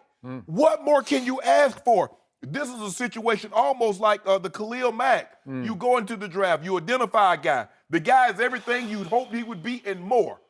And now it's come time to pay him. And that's what happens, Skip, when you get all these. And remember I said, they better go ahead and capitalize on this because you can't play everybody. Because guess who's coming up down the pipeline? Old Zeke going to want money. Old Dak Prescott going to want money. Jalen Smith going to want money. Byron Jones going to want money. 2 years from now, guess Shannon Sharpe going to be happy because they all want money. Am I right? Jerry Jones got it too. Worth $5 billion. His franchise worth $1.2 billion more than everybody. Everybody's got the same salary cap. Yeah, exactly. Yeah. And guess who else? And in 2 years from now, your guy, the Wolf Hunter, he gonna want money. You can't, you can't pay everybody, Skip Bayless. So you better go ahead and capitalize. TikTok. Skip, pay the man $20 million. Skip, do you really want a $20 million cap here to get? I believe pass rushers are the second most important position in football. I agree. You go quarterback because he can score the points. Well, you better get somebody that can put him on his butt. And that's what DeMarcus Lawrence can do. Only 3 guys have more sacks than him: Aaron Donald, Chandler Jones, and Ryan Kerrigan. Okay, Skip Bayless. Yep, gotta pay it. Cost money. Cost money, make money. You buying $250,000 yacht, $250 million yachts? He say he want a Bayliner or a Chris Craft. He does. Yeah. So true. Skip? There's method to this man's madness. He knows what I know, that DeMarcus Lawrence isn't worth that much money. worth every He's dime. not worth top dollar. This is the classic case of damned if you do or damned if you don't. You talking about Aaron Donald top dollar or top dollar? No, Aaron he Donald. gonna get Aaron Donald money. Well, that's what he's asking for, No, and that's what they may have to give him to keep him. They just might, because he's not valuable enough. I mean, let me do it this way. Do it backwards. He's too valuable just to let walk. Oh, yeah, you can't For do sure. that. What do I call him? DeMarcus Lawrence Taylor? Yeah. But he's not really Lawrence Taylor. He was Lawrence Taylor. But he is not valuable enough to merit an Aaron Donald deal. And I'll remind everybody, Aaron Donald got 6 years, $135 million with $50 million guaranteed dollars. It averages 22.5 a year because he earned it, right? Yeah. Everybody says he's the best defensive player in football, right? guess Now he what? plays tackle as opposed to end, right? Well, actually, Donald is the end. He because moves he's around. Yeah, he's I a know. five technique. But here's the thing, Skip. Here's the difference between Lawrence and Aaron Donald. DeMarcus Lawrence is free. Aaron Donald wasn't free. No. He got that money not being free. And free agency is not about being good. It's about being free. And he's free. You got to pay to keep me. So, is DeMarcus Lawrence DeMarcus Ware, as in Cowboy legend who became Bronco legend, I DeMarcus don't Ware? think he's that good. Not that good. Is he Von Miller at his peak, at his crescendo? He is not that disruptive. No. This year, against New Orleans, that big Thursday night game, he talked big and bad before that game. Remember that? Yeah. He had 0 sacks. Against Philly twice, he had 0 sacks. But he going to get Lane Johnson. At Indy, he had 0 sacks. The- In the 2 playoff games, he had 0 sacks and 0 sacks. And somehow he has to bear some culpability, responsibility for the Rams running for 273 rush yards. I thought he wasn't he the guy to say, well, when you grab a MF by the throat and you choke him out, Skip Bayless. That's what he said. That's what he said? Yeah, I got the quote right here. This is before New Orleans, and he said, Good. if you hit who in the mouth, and then they ain't doing what they regularly do, putting up 50 points, they start to get a little distressed. Now you got them where you want them at, and then you choke their ass out. Yeah. Okay? That was the quote before New Orleans. He didn't really back it up, although the team had to cash the check that he wrote, right? And they did. You listed about 6 or 7 games that he ain't do that. I know, he didn't choke anybody out in all these games. So now I'm going to remind you of this. My pass rushers include Randy Gregory on one side, who's been suspended multiple times for all kinds of drug problems. And I remind you, DeMarcus Lawrence Taylor back in 2016 missed the first 4 games because he violated the substance abuse policy. I think it was amphetamines, but I'm not completely sure about that. That's what was reported. Okay. But my point is, so I got bookend guys who've had some issues. No, DeMarcus, but here's the thing. DeMarcus Lawrence seems to have turned the corner because there have been no reoccurring issues. Nope. Randy Gregory, I can't feel the same about him. Okay. So Randy Gregory's motor runs hotter than DeMarcus Lawrence's does. And he doesn't have Both quite the on and talent. off the field. Okay. Well, I got it, but his motor runs hot. Randy Gregory just plays his tail off every snap, and I don't always see that from DeMarcus Lawrence Taylor. David Irving is another guy who posted on Instagram this morning something about, I'm in the NFL because I'm great at what I do. I'm not in the NFL because I'm an Eagle Scout. Well, he's had all kinds of personal, emotional, off-the-field issues, and I don't even know what they all are. Right. But finally, the Cowboys look like they have given up on David Irving, who, by the way, is the most talented player in the whole defensive line at 6 feet 7 inches and 295 pounds. Do you remember this? Do you remember what our coach, Rick, Rob Ryan came in and said, I've never seen a bigger player on the football field than David Irving, and I keep waiting for him to emerge, and it looks like they're about to let him walk into free agency. And so I got problem child, I got issues going on here. But you got a lot of issues going on, Skip Bayless. Yeah. Oh, I forgot one guy you're going to have to pay. Amari.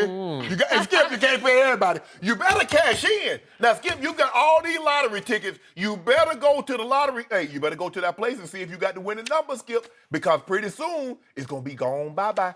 Skip, you know that $1.5 billion ticket that's sold in Simpsonville, South Carolina, has gone unclaimed? I might be gone again. Really? Yeah. Oh, you got that? I might break you. I'll break you off a Then little what? something. We don't see I'll it break you off a anymore? little something. Really? Yeah, I'll break you off. Interesting. Yeah.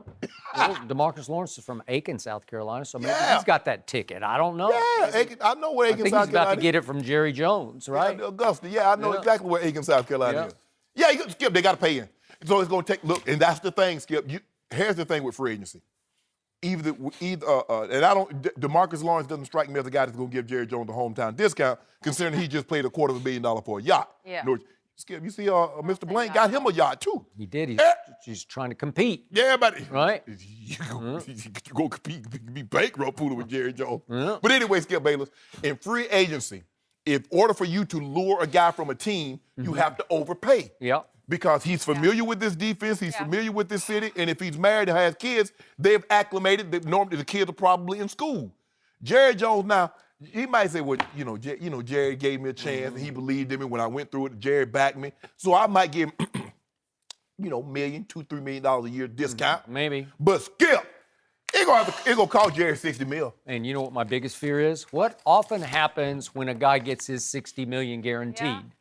he semi-retires. No, they ain't gonna do Yeah. that. No. Okay. See, Skip, Not you worried need to about stop that? that notion. Because, see, that's what the owners say is why they can't give guaranteed contracts. They give guaranteed contracts in baseball, they give them in basketball, and only football players take a nap on the job. That's part of the problem. Yeah, exactly. You're right. No, Skip, don't push that theory, because you know that's not true. Because Tom Brady ain't never took a day off. Von Miller and Peyton Manning, there have been so many guys. Did you just compare DeMarcus Lawrence to Tom Brady? No, I'm just saying. I'm not comparing. I'm just saying is that there's some guys. What about baseball players? There have been some baseball players that got healthy. Some they've got some basketball players, but nobody gets labeled with that like an NFL player. Okay, and they don't. but I've seen guys who are playing for a contract, and then they get it, and then they're like, I'm good. So you never seen baseball players do No, that? I've seen a lot of players in all sports do that. But they only say that about football players. Well, I don't know. They say it about NBA players. No, they don't say Got that. his contract.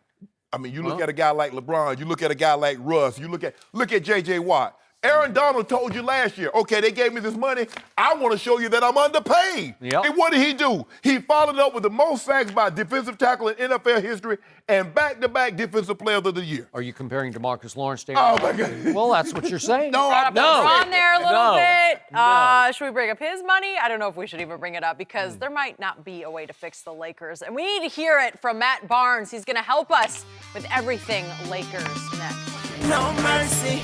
The Lakers fell even further back in the playoff race after losing to the lowly Grizzlies last night. LeBron finished with a 24-point triple-double, but he also added 5 turnovers. Late in the game, he was called for a charge with about 20 seconds left. Then he airballed a three-pointer, which pretty much ended it.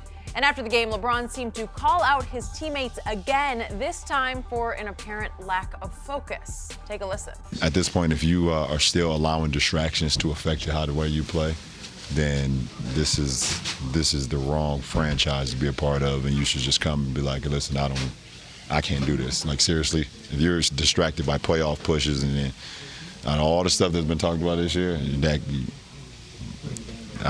just come and do your job. We do our job at a high level, and that's not a distraction. That's what you want. That's what you want every game. You want to feel like you're fighting for something. All right, we're joined by FS1 NBA analyst Matt Barnes. Morning. So, Matt, what is the biggest problem with the Lakers right now? I think I'm a huge LeBron fan, but I think he has to kind of sit back and drink this right now from the standpoint of he rattled the cage.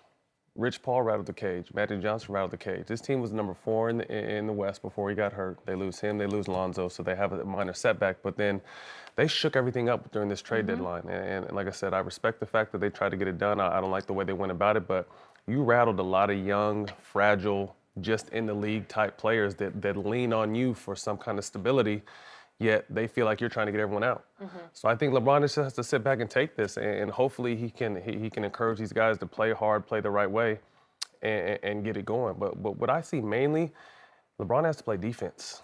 He has to play defense. I mean, this is such a switching league now, and second and third efforts on defense and rotations, and LeBron is not giving them that. And I think some of the guys are probably getting tired of hearing him, you need to do this, you need to do that, but he's not doing his job defensively. He's amazing offensively, we never want to take it away. He's always going to show up offensively, but he needs to give a little bit more effort on defense to help this team get going and for guys to be like, okay, our leader is doing it, now we're going to follow behind him. I agree. And I told you this yesterday, Skip. I said from a distance, everybody looked at it like, man, look at LeBron. Man, LeBron coming to the Lakers, he want to play with us. See, you have this false sense of who you think he is from a distance. Now you put him in there. Like, this dude a mofo to play with, man. He always on one. And as Matt said, but the thing is being professional. This is a part of it. Trades are a part of it. Yes. And you hope, and the greater you are, the less likely you'll be involved in one. But if the team deems that they can get a guy and they have to trade you and for your homeboys, they're going to try to make that happen. Okay. Now, I believe Rich Paul went to Dale Demps before the season and let him know that Anthony Davis wouldn't be re-signing. And Dale sat on it because he's like, man, look at AD. Look at these career numbers. Points, rebound, assists, blocks, steals. Look how he interacting with his teammates. I'm just going to sit on this and he'll just change his mind. No. And then when Rich Paul made it public, now then it came out because I'm sure if you're in that basketball circle, you hear possible potential. Well, man, y'all want to know. Everybody, and Magic made it clear. You know, everybody, if the Lakers are involved in a trade, everybody can be had except LeBron. That ain't no secret. Yeah. This is not no 6 o'clock news. We interrupt these normally scheduled programs to bring you this. You know what's going on, Skip Bayless. But like LeBron said, you at the wrong franchise. You can't handle this. You playing the wrong sport. If you can't handle this, you don't need to be no sport. Because this is how I come at you, bro. So is he at the wrong franchise? No, he had the right one. Because he don't know. Because he got the I don't know. The only problem, and Matt, and I piggyback, and I told you, look, his body language, bro, I need you to give multiple efforts. And can't Skip, LeBron can't sit down in the chair anymore like he could when he was in Cleveland. Can he just try? No, can he just try a little bit? He can try, but here's the thing, is that nobody can stay in front of their guy. Dribble penetration is killing them. Right. Because now the guy gets into the lane, he kicks, wide open three, wide open jumper. And then, come on, but I need more effort. The body language, the guy make a shot, dude, it's not, LeBron, it's not the end of the world. I guarantee you they're going to make another shot too. But every time the opposing team makes a shot, it's like. Or a turnover or anything. But bro, you turned it over too now. And that's the thing, Skip. You got to be careful. You never ask more than you're willing to give. You can't ask your team to give second and third effort if you don't. Skip's loading up. You got something. Question. Yes.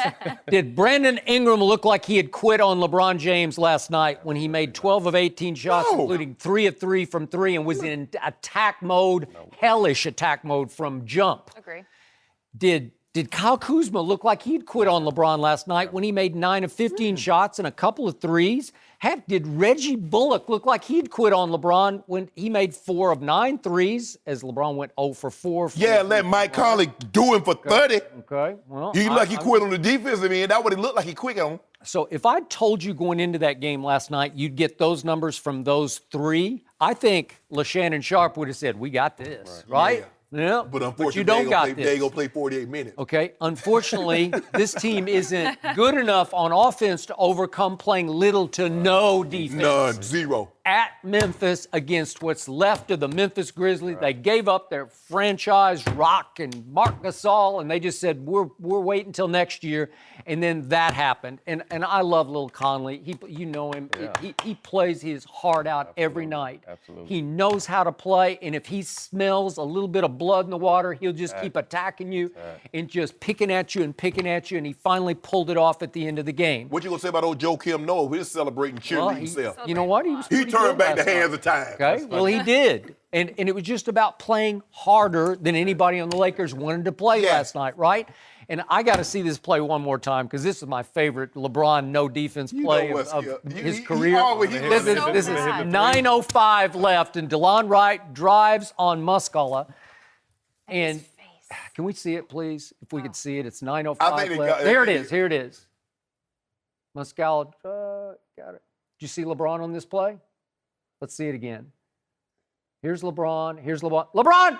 Wait! You went right by. You just delayed him. That's funny. LeBron! To Shannon's point, I think, like you said, no one is keeping the ball in front of him, but this has to be more of a team defense. You know what I mean? You got to stay tight, close out on shooters, and it takes that second and third effort. Yep. And another thing, what I think LeBron is treading dangerously towards is this LA media is a monster, and they're going to let you talk until you continue to almost bury yourself. And I'm not saying he's burying himself, but they're trying to put it now where it's LeBron against his teammates. Every headline every morning is LeBron's calling out his team. That's what we're talking about. LeBron's calling out it. So you have to be careful with that because that's what they want. I mean, this is a city filled with drama, and they want talking points and they want bulletin board material. So I think he has to be careful nightly kind of calling his teammates out. I mean, whether I'm not a big fan of these players only meeting, but he just needs to go up there and tell these guys what needs to their face. Like, this is what I need from you every single night. You do this and we're going to win. He needs to go by and talk to these guys one by one and try to and get their trust and their love back because you can tell they're on islands right now and separate. You know, they can't do anything together. They can do something. This reminds me of early in the season when they said, the world over because Draymond and KD got into this argument, but I knew it wasn't because their chemistry is amazing in that locker room, and they're a veteran team, and they're all like this no matter what. That might have fractured it a little bit, but at the end of the day, they have great team chemistry and locker chemistry. This team is all on islands, you could tell. And they got great team players. Which one of those players other than LeBron is better than Steph? Clay. None of them. So it's easy to overcome when you got great players. But none of these players, I wonder what would happen if they say, okay, we got a trade brewing and we possibly going to move Clay and Draymond to get X. Mm-hmm. That changes the dynamic. I mean, having a fight, that's one-on-one. They're like, look here, guys, at the end of the day, we're trying to win this. Lakers know they're not going to win anything. But I don't know what LeBron thought. I know what he thought. He's like, I'm LeBron James. Did you see what some of the teams that I've taken to the NBA Finals? Oh, I got this in the Western Conference. I mean, I got Brandon Ingram, I got Kuzma, I got Lonzo. And it's harder than you think. You never know someone's problems until you live in their life. Mm-hmm. So he didn't know what this team was actually looking at the outside. True. Oh, man, not Kuzma. Ingram next up. Mm-hmm. Kuzma down. Okay, now you get there and you got to be in there with him. Mm-hmm. Now he's seeing, man, I don't know. Maybe I've been up a little bit more than starting to look to me like LeBron is quitting on his team more than his team is quitting on LeBron. He'll never do that. He'll never do that. I just think he's looking at the bigger picture saying, do I want to fight my tail off That's at all he age knows. 34 for 22 more games to win the right to play Golden State in the first round? Right. Yeah. Yeah, well, that's what we want. Huh? That's what we want. That's what you want? Yeah. Gotta get there. Yep. Take them 7 games and scare the living daylights out of them. Yep. Careful what you ask for. That's what we want. That's what I'm asking for. Remember what Rob Pelinka said after that miraculous Rondo shot at That was Boston? that was an emotional high. That was an emotional high. People say things when you're emotional, man. Said, I wouldn't want to play us in a 7-game series, and I think it was pointed toward Golden State. Grizzlies say we might not can beat you in a 7-game series. Well, we're gonna beat the brakes off you in a 1-game series, and that's what happened. Okay. But don't worry about it, Skip. Yep. Oh, bro, I need Bron to activate these triple doubles. I don't care about no triple doubles. I need 40. I need him to go on that James Harden streak. Mm-hmm. I'm telling you, Lonzo Ball would be a significant addition to this team. Defense. The problem is his father sat right there about 3 weeks ago and just basically said it's him or us with Luke Walton. And it's hard to go back you know to what that. it's about to be. Yeah, I mean, Luke is gone, but I mean, just LeVar Ball, I hate that he even gets a chance to talk from the standpoint. He just messes everything up, and he always wants to make it about him, not realizing the damage he's doing to all of his sons. Mm-hmm. He's making his sons public enemy number 1, and they're all good kids. Yeah. You know what I mean? And people don't like Lonzo. I mean, we got off on a tangent, but people don't like Lonzo because of what his dad says. Right. Yep, I agree. It's unfortunate. Yeah, so. and I'm convinced Lonzo is near ready to play, and I think Magic is saying, how can I throw him back into this after his father said he won't play for that coach? Really? Yeah. Okay, so what? How are you going to resolve that? Because no matter what, Matt, you know when you play, when a family member or a close friend of yours speak, people automatically assume, oh, that came from the player. Right. That came from you. He's speaking from you. Right. Oh, no, I didn't say that. Well, where are you getting that from? Right. Why is he talking? If it didn't come from you, why is he talking on your behalf? So that's why you have to be careful. And I get it. LeVar Ball is his own man. He's going to say what he wants to say. But people automatically assume that's coming from Lonzo.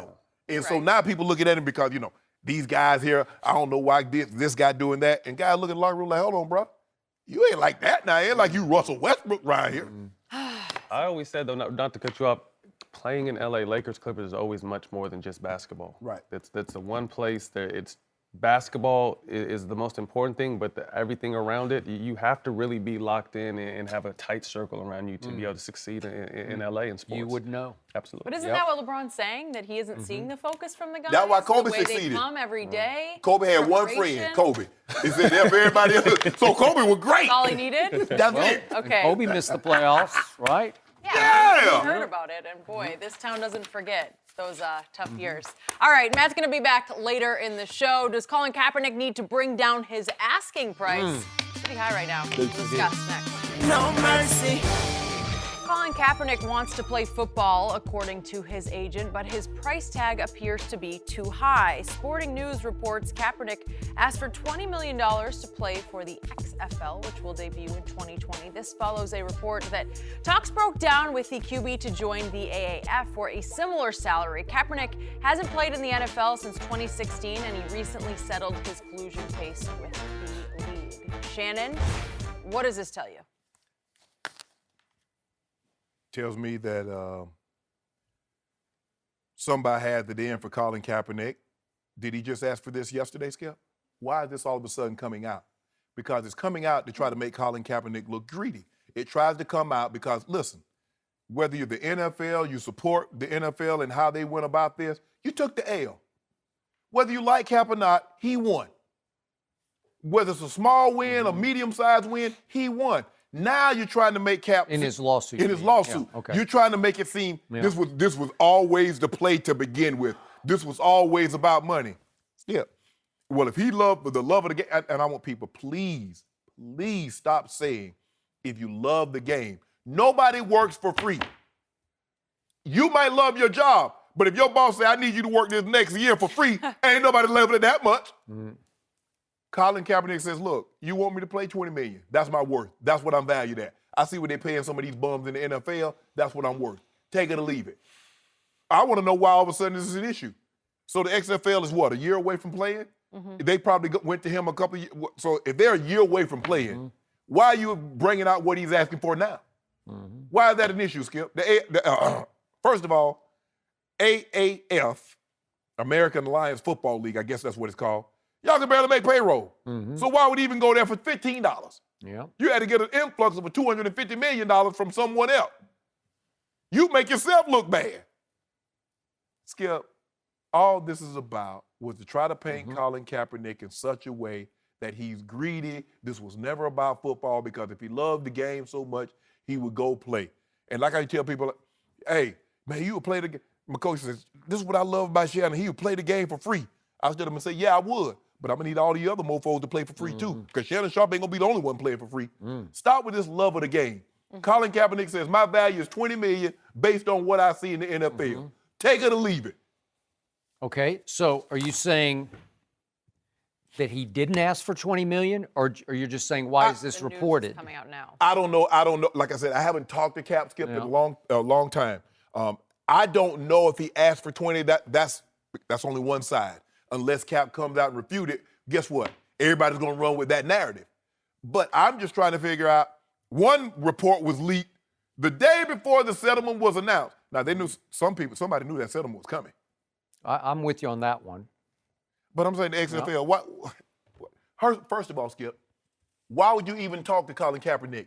Because in your creed, you say all your players will stand for the national anthem. So why in the hell would you even contact Colin Kaepernick? You see what I'm saying, Skip Bayless? Boy, you got to get up real early, old fool, old Shay Sharpe, because I hear everything. I read the fine print, too, and I brought receipts just in case you didn't want to take this back. I have no issue if, in fact, he did ask for $20 million from each of the leagues, because he would be worth at least $20 million to each of these leagues if they could somehow pay him the $20 million, because I don't think they can. They can't. I might be wrong about the XFL with Vince McMahon behind it, but would he be worth it as a draw, just as marquee value, just to put you on the map and publicity generated alone? Colin Kaepernick is playing for the Alliance or the XFL? Skip, you can't. What bank up the USFL? Because they tried to compete with the NFL in salaries. I got you, but I'm just saying it takes money to make money. Yes, and absolutely. So if you could commit $20 million to Colin Kaepernick for the next, say, 3 years, he would put one of those leagues on the map. Sure. It would be between Colin Kaepernick and Tim Tebow for who could do that. Right. Either one of those two guys, very different, obviously coming from different ends. Right. But again, those two could put those leagues right on the national map, make them a thing. And Colin Kaepernick should ask for at least $20 million, if not more. He might be worth $30 million to that league, but they're not going to be able to afford him, right? Right. Okay, so basically all the Alliance can give you is football players playing a different style and brand of football, right? Right. Okay, that's the game of football is going to have to sell because you're not going to be able to pay stars money, right? And the thing is, you're not getting stars. Colin Kaepernick would be he's going to be the most high-profile player in either league. Yep. Yeah. What's that worth? Yeah. Because it's ironic, but the less Colin has spoken publicly, which is next to nothing, Right. his mystique only grows the less he says, right? So his mystique is just mammoth right now. I'm surprised, Skip. It wouldn't surprise me that someone would have given him $20 million to get out there and show that he couldn't do it, to try to make him look bad. See, I told y'all he couldn't play. Cap like, hey, you give me $20 million, I'll show you I can play. Because the going rate, do you see some of these guys that's making $20 million in the NFL? I'm worth at least that. Okay. Well, how bad, Skip? It's called supply. How bad you want it? Skip, this cup, they probably bought like 500 of these cups. Probably paid 50 cents a cup. Now, I'm going to put this thing on the internet. I'm going to say $40. It ain't worth it. Because it's your cup? If somebody pay it, am I a fool for asking or is they a fool for paying Just for it? because you drank out of it? I don't drink out of this cup. I drink out of something a little styrofoam. I got a, Can't show it on TV. Yeah, I get a couple of cups. But anyway, Skip. Jenny could ask for 100 on the internet. Yeah, what? Right? Okay. And a cup that's worth 50 cents. But if she asks for it and somebody gives her what she's asking Why for, not? why is Jenny at fault? Okay. By the way, this cup, collector's Collector's item. It ain't worth I'm surprised. Oh, this cup right here, that old Tom Brady card that sold for $400,000, I think I get 401 for that one. Think so? I think I get 401, Skip. Yeah. So you still believe Colin Kaepernick will get no takers in the National Football League next year? 0. Okay. I still look at Carolina, and I don't understand why they wouldn't jump at the chance to sign Colin Kaepernick.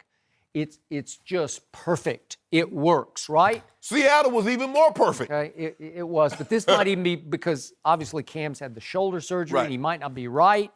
Could you throw Colin right into the fire next year in game 1? Maybe. Yeah.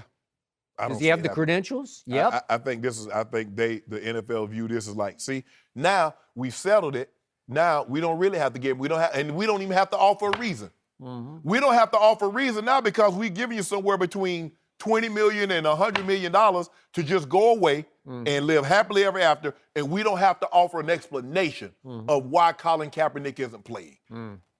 Okay. What I don't know, and you don't know because you haven't spoken to him lately, is Colin now onward and upward to becoming a full-time social justice crusader, a warrior, sort of the new age Dr. King? You know, can he be that guy? Is he capable? Yeah. I think he is. Yeah. Okay. So is he about to sort of graduate into his next life? Is that what's happening before your very eyes? I think he started that process. I think it became abundantly clear to him after the first year that the likelihood of him ever taking another snap for an NFL team was greatly diminished, and he started making plans and planning, charting out a course of what he wanted to do with his life moving forward. Well, okay. And they gave him that money, they gave him a head start. Well, I don't know what he got, but I hope it was a whole lot. Yeah. I'd like to see him play again, though. It'd just be nice. I know it's a long shot in a lot of ways, but it'd be nice to see him back. Yeah, it'd be nice. I'd like to hear from him. It ain't gonna happen, Jenny. It ain't gonna happen. You got a better chance Wishful thinking. Yeah, you got a better chance of winning Wimbledon. You know, Jenny took up tennis lessons. I'm pretty good. Lefty. Petra Yeah, Kittle. I do my best. Monica But Seles, thank you lefty. for The lefties believing. have that spin, but Jenny's not needed. It is a tough spin. Martina. Okay. All right. So the Lakers got the loss last night. But did Oh, LeBron okay, still prove he is the GOAT? Go, He did go, something special go, last man, night. go, man. Next. No mercy. LeBron and his Lakers lost last night, but he still managed to add to his resume. LeBron had 11 assists in the game and moved into the top 10 all-time for assists in NBA history. This means LeBron is the first player ever to be in the top 10 in both assists and scoring. LeBron posted about it on Instagram after the loss, saying this: "I literally have no words. I guess like J. Cole said, even when the dark is out, the sun is shining somewhere throughout it all. No matter good or bad, appreciate the journey. Thank you to all who continue to take this journey with me." I'm taking it with Once him. again, by Matt Barnes. Shannon, we know you're taking the journey. I'm with him. That is something we all know by now. Matt, thanks for joining us again. Shannon, Yeah. since you're on this journey, how impressive is this? Very team impressive. for LeBron. Now, he ain't the GOAT. This is GOATish. This is some GOAT stuff right here, Matt. Let this sink in, because all the other assists, all the top, LeBron is not number 10. The other 9 are true point guards. And of all the lists, the Stocktons, the Kids, the Nash's, the Mark Jacksons, only one can say they average more than 20 points a game, and that's the Big O. So again, as I've been preaching for the last 3 years, Skip Bayless, and I'm here to tell you one more time, nobody in the history of the game has been asked to carry the workload on the offensive end like this young man. On the offensive end. Okay. On the offensive end. Let me ask you a question. Yeah. When it's all said and done, where's KD going to be on this list? Is he going to be top 10 in assists? What about Paul George? What about you, Greek Freak? Now, which one of these guys are going to be top 10? Because I'm going to do you one better. When it's all said and done, when the dust is cleared and the smoke is settled, my guy will be on Mount Olympus, the greatest scorer. Mount Olympus is so low. That's not like Rushmore. That's where you're the only guy up there. He gonna be the only guy with 39,000 points. What's that? Yeah, exactly. And when it's all, is it my turn? No, it's not your turn yet. I don't know why you would want to go. And guess what? And you're not and he's gonna be top 5 in assists. Nobody. Skip again. 27 points. Top 10 in assists. Nobody. You know, I want to. Where is Jordan on? Oh, my bad. 44. Why didn't Jordan average more assists than this? I need to know. Somebody need to tell me why Michael Jordan is not top 10. I will tell you this. Michael Jordan won 10 scoring titles to LeBron's 1. Because that's what he scored. LeBron James. See, again, the offensive load is more than just scoring. Yeah, you got to set other people up. Wait. Michael Jordan was 9 times first team all defense, and LeBron's made 6 of those. My guy is 12-time first team all NBA. Nobody can say that. 11 straight. Okay. Talk to him. Mr. Barnes, help me out. Thank you. I think what's more impressive than him being number 10 on this list is he's number 5 on the scoring list. LeBron has always been known as a pass-first player. And the fact that he's number 10, he cracked the top 10, which is very impressive, a milestone in itself, but he's number 5. So there's never been another player who is a pass-first player but still is able to score that many points. Okay. Never been a player like that. Give us the definition of never. Does it make him the greatest? I mean, it's an argument to me. You know, MJ, Kobe, Mike, Kobe, and LeBron are all in that mix. But numbers alone, very impressive. Okay, I got much to say about this, but I'm going to start with this. It is highly impressive. What do I say almost every day sitting in this seat? Since Jason Kidd retired in 2013, the best point guard in basketball has been your man, LeBron James. The best passer in basketball, unequivocally, is LeBron James. There is nobody, even in his universe, passing the basketball right now, to me, than LeBron James. Chris Paul might be. He's up. I don't know. This guy, on a nightly basis, LeBron makes a couple passes where I say, that's just too good. That's just gift from God. You know, that's too good. He is up there with Magic and Stockton and Steve Nash and Bob, if you want to go back to Bob Cousy. He's up in there. I don't know, it's debatable. But what he also got, along with that, he is 6'9", 2 whatever. There are reports of 280, but I'll give him 260 right now. Let's give him 260. What do I always say about LeBron James? He is the greatest driver of the basketball I've ever seen, because when he gets going, when he is in attack mode, nobody can keep him from the rim. Nobody can keep him from the free throw line. And my only issue with him shooting free throws is he's still a career 74% free throw shooter.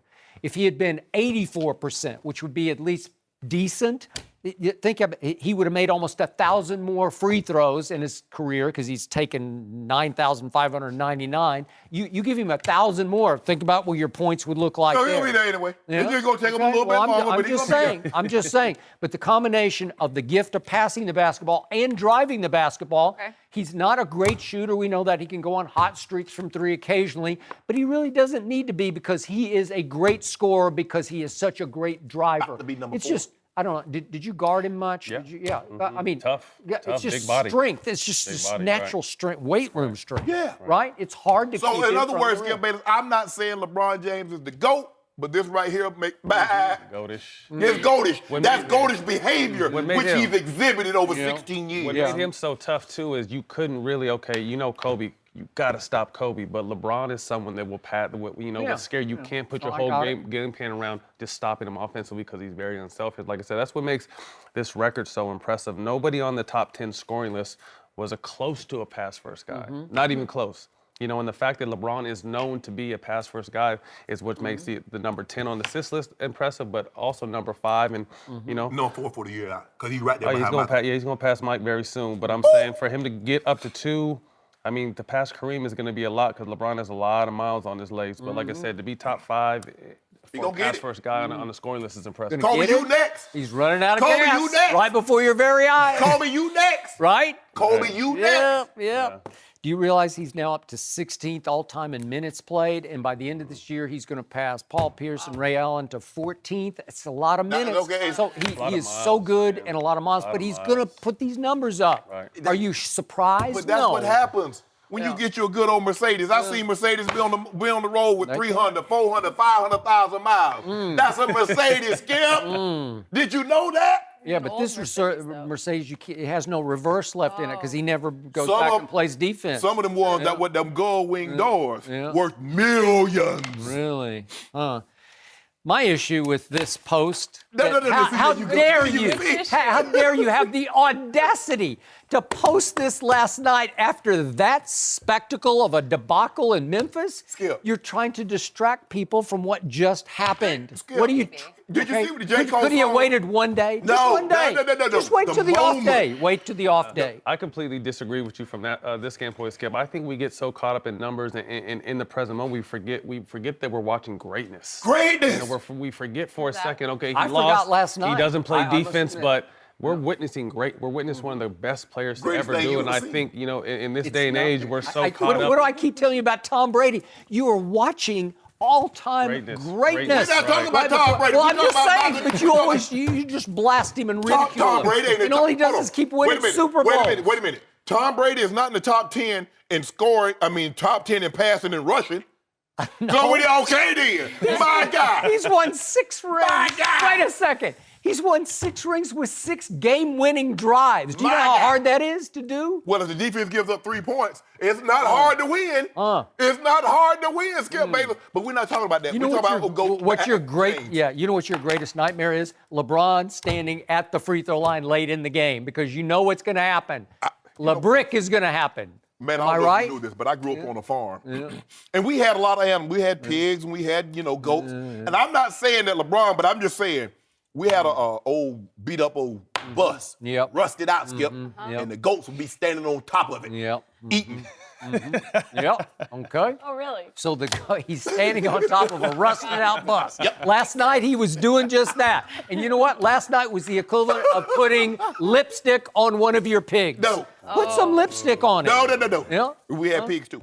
Huh? Okay. All right. Did you ever put lipstick on it? Nope. I hope not. Nope. Yeah. We just steal their fruit. Yeah. But anyway, Skip, baby, I don't know why every chance you get. See, I I'm knew you not- were going to find something. It was the I'm post. not finding anything. He did it. But let me I ask you a didn't do it. But let me ask you a question. You didn't answer the question. Is it impressive? Yes, I How? did. The first thing I How? said was, He I did said say it was. highly impressive. Say the greatest thing Did you I ever not say- seen. I did. No, it's not. say that. It's not. 6 for 6 in the finals is the greatest No, thing I ever saw. whoa. With 6 MVPs? That's a team achievement. I think not. That's It's a a team one-man show. Trust you me. see, one-man show. Okay, let me ask you a question. So was it a one-man show when he got swept by the Big Three? Yep. Or what about the bad boy Pistol just kept beating him on his head? Kept beating him on his head until they got old. 6 for 6. Larry Bird back went out.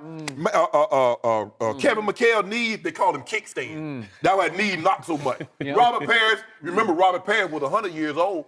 You remember what DJ. happened to LeBron when he ran up against the Big Three from San Antonio in his first finals? 1, 2, 3, 4 happened. Okay? I mean, now that was a one-man show. Yeah. Yeah, I mean, like you said, I think no one has ever had to carry the load like LeBron has, and it's just he's on the West Coast now, and the Western Conference is just a lot different. It's a lot different Welcome than being to in the the East. West. Yeah. I told you that coming in. Whatever. If He he'd gets a stayed in pass. Cleveland this year, I promise you he'd be going to his 9th final. We ain't want to stay there. We not grown ourselves. We need new challenges, Skip. Okay. When You're comfortable being uncomfortable. yeah, exactly. Right? Yep. It's like Skip, when you scale a great summit. Yep. You don't sit there and just admire.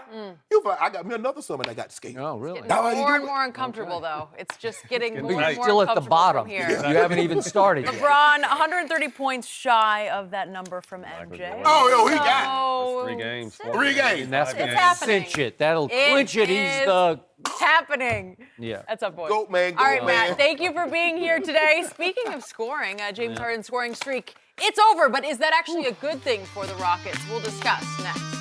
No mercy. James Harden's scoring streak, well, it's over. Last night he had 28 points, which ended his streak of 30-point games at 32 straight. It's still good enough for the second longest streak ever behind Wilt, but Harden struggled big time last night, missing all 10 of his three-point attempts. He still had a chance to shoot in the closing seconds, but he chose to run out the clock in the win over the Hawks. So, Shannon, are you surprised his streak lasted this long? No. The guy averaged 27 shots a game. He's shooting about 13 threes a game. No, I'm not surprised at all. It's impressive for the simple fact, Skip, when the streak started, they were in 14th place. Now, mind you, there's only 15 teams in the Western Conference. So he was at the bottom, and he's dragged them all the way to the 5th slot, minus a lot of that without Chris Paul and without Capella. Yep. So he needed to do this, and he caught a lot of criticism, but I don't believe had James Harden not gone on this historic streak, which is the second longest in NBA history behind Wilt, I think 65 games, they would not be in the position they're in. Anytime you do something, Skip, that's only been done one other time, only one other person, and we talked about Wilt earlier, that has to be very impressive. And he didn't average 30. He had 32 games in which he averaged 30, but he averaged 41 points over that streak. Yep. Now, that's what's impressive. But again, Skip, he's shooting the ball. I mean, when you think about how many times he actually puts the ball up, and again, he was 0 for 10 from last night. That's one thing. He ain't got no conscience. He ain't got no heart because he ain't met a shot he didn't like. And he has the greenest light ever. And another thing, they didn't really give him a whole bunch of free throws last night. And that, I think that. 14. They gave him that many? Yep. 10 of 14, but for him, Well, he missed. still- He normally 12 or 14. True. But you know the thing is, I'm sorry, I didn't read this right. 16. he shot 6. Yeah, 14 to 16. See, that was 25,000 well spent. Yeah, then. you're right. Because he got fined 25,000 I for know. criticizing, He did. and they come back his first game back, Skip, and guess what? Shoot 16 free throws. But it was impressive because of what it allowed. I'm gonna say, him doing it, not that it ended, but him doing it in order to get them back in playoff contention is because it was everything he needed to do, minus his second and third best player. Okay. So, what would James Harden usually do under this circumstance? He's dribbling it up. Okay. Oh, he shot it. He's got a 7-footer on him named Dwayne Dedmon, former San Antonio Spur. And Dwayne Dedmon's got no idea how to do this, but he's trying to just be all over him. Right. You don't think you could fake him off his feet? You don't think you could go up and under on Dwayne Dedmon and get to the free throw line to shoot 3 free throws? And don't think, though, Skip, don't think they don't know that, because look at all the guys. They got 4 guys coming. I They know. like, And the game is over. It's an 8-point game. It's 119 to 111, and the Hawks are all over him saying, we're going to stop this. Yes. We not in our house, right? If you shoot a 40-foot Okay, three-pointer, all right. so be it. And obviously he didn't want to do that because he Right. was 0 for 10, so he had no feel from 3 whatsoever. But to me, James Harden was relieved this ended. He wanted it to end, and I believe his team was relieved it was over because they don't want to have to keep doing that every night. Well, they can't because now Chris Paul is back, now Capella is back. They Yep. need how to They play need to- team ball. It can't be a one-man show. I completely agree. I think he got worn out from this streak mentally, Yes. if not physically. Right. And I believe his team got worn out mentally, trying to make sure it worked, make sure he Yeah. gets his shots. Now it's time to play basketball. Right. Now it's time to, after all the criticism he took from all the ex-players and Hall of Famers saying there's no way, starting with Kobe Bryant, there's no way you can win this way in the playoffs. No. Well, the truth is, there's little way you can win if you shoot 0 for 10 from 3, right? There would have, had he not gone on this historic streak, Yep. he wouldn't have had to worry about the playoffs. No. Because he wouldn't have been in it to lose in the playoffs. No, I agree with that. So I'm impressed. Yes. I mean, I'm extremely impressed. It was extraordinary what he just pulled off. Right. They're I'm not sure anybody else could do. I don't think LeBron could do that. No, not like this. Because he's shooting step back threes. Skip, Yep. He's leading the NBA obviously in 3-pointers made. He's also leading in free throw attempts and free throws made. Yep. But when you look at it, Skip, they have to get back to sharing the basketball because you have to play a certain way with James Harden to continue the streak, minus Chris Paul and Capella. Now that they're back, you can't play that way and expect to win because they were struggling with James Harden and Chris Paul in the lineup because James was still playing that way. I agree. And I want to say this one more time. I am so impressed with his free throw shooting because you shoot 16 and you make 14, and he goes up there and just flicks his wrist, and it seems effortless to him.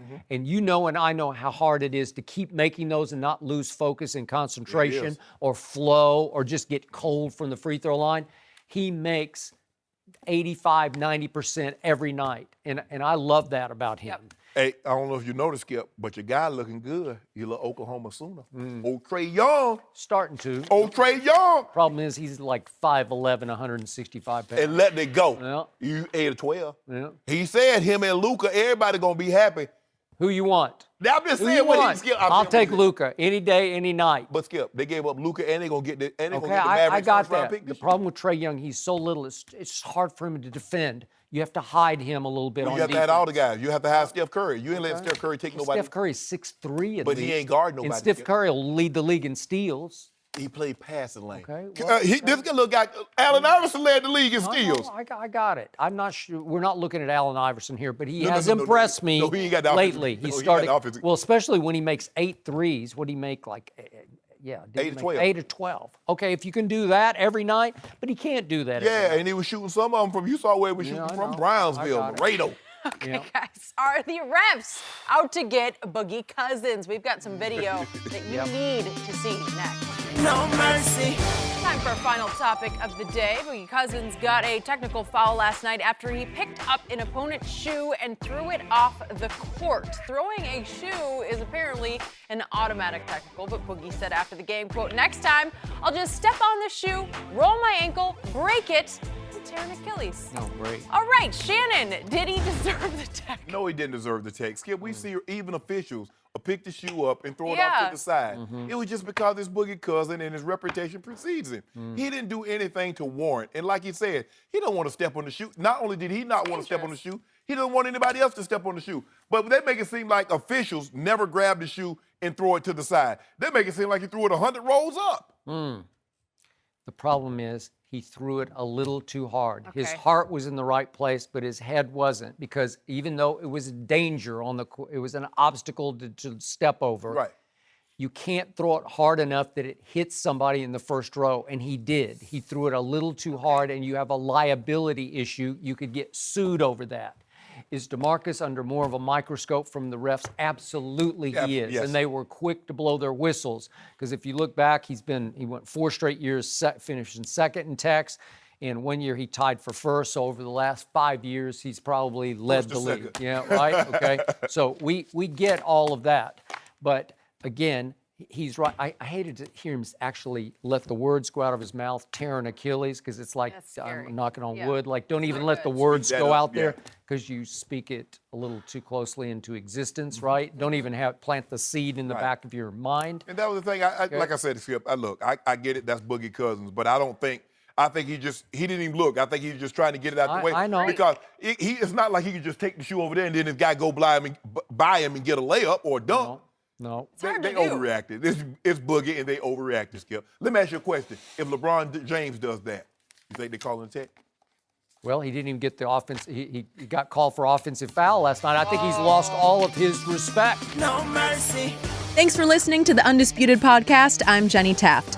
Join us again at the same time tomorrow morning, 9:30 Eastern. We'll see you then. Fox Sports 1 of 1.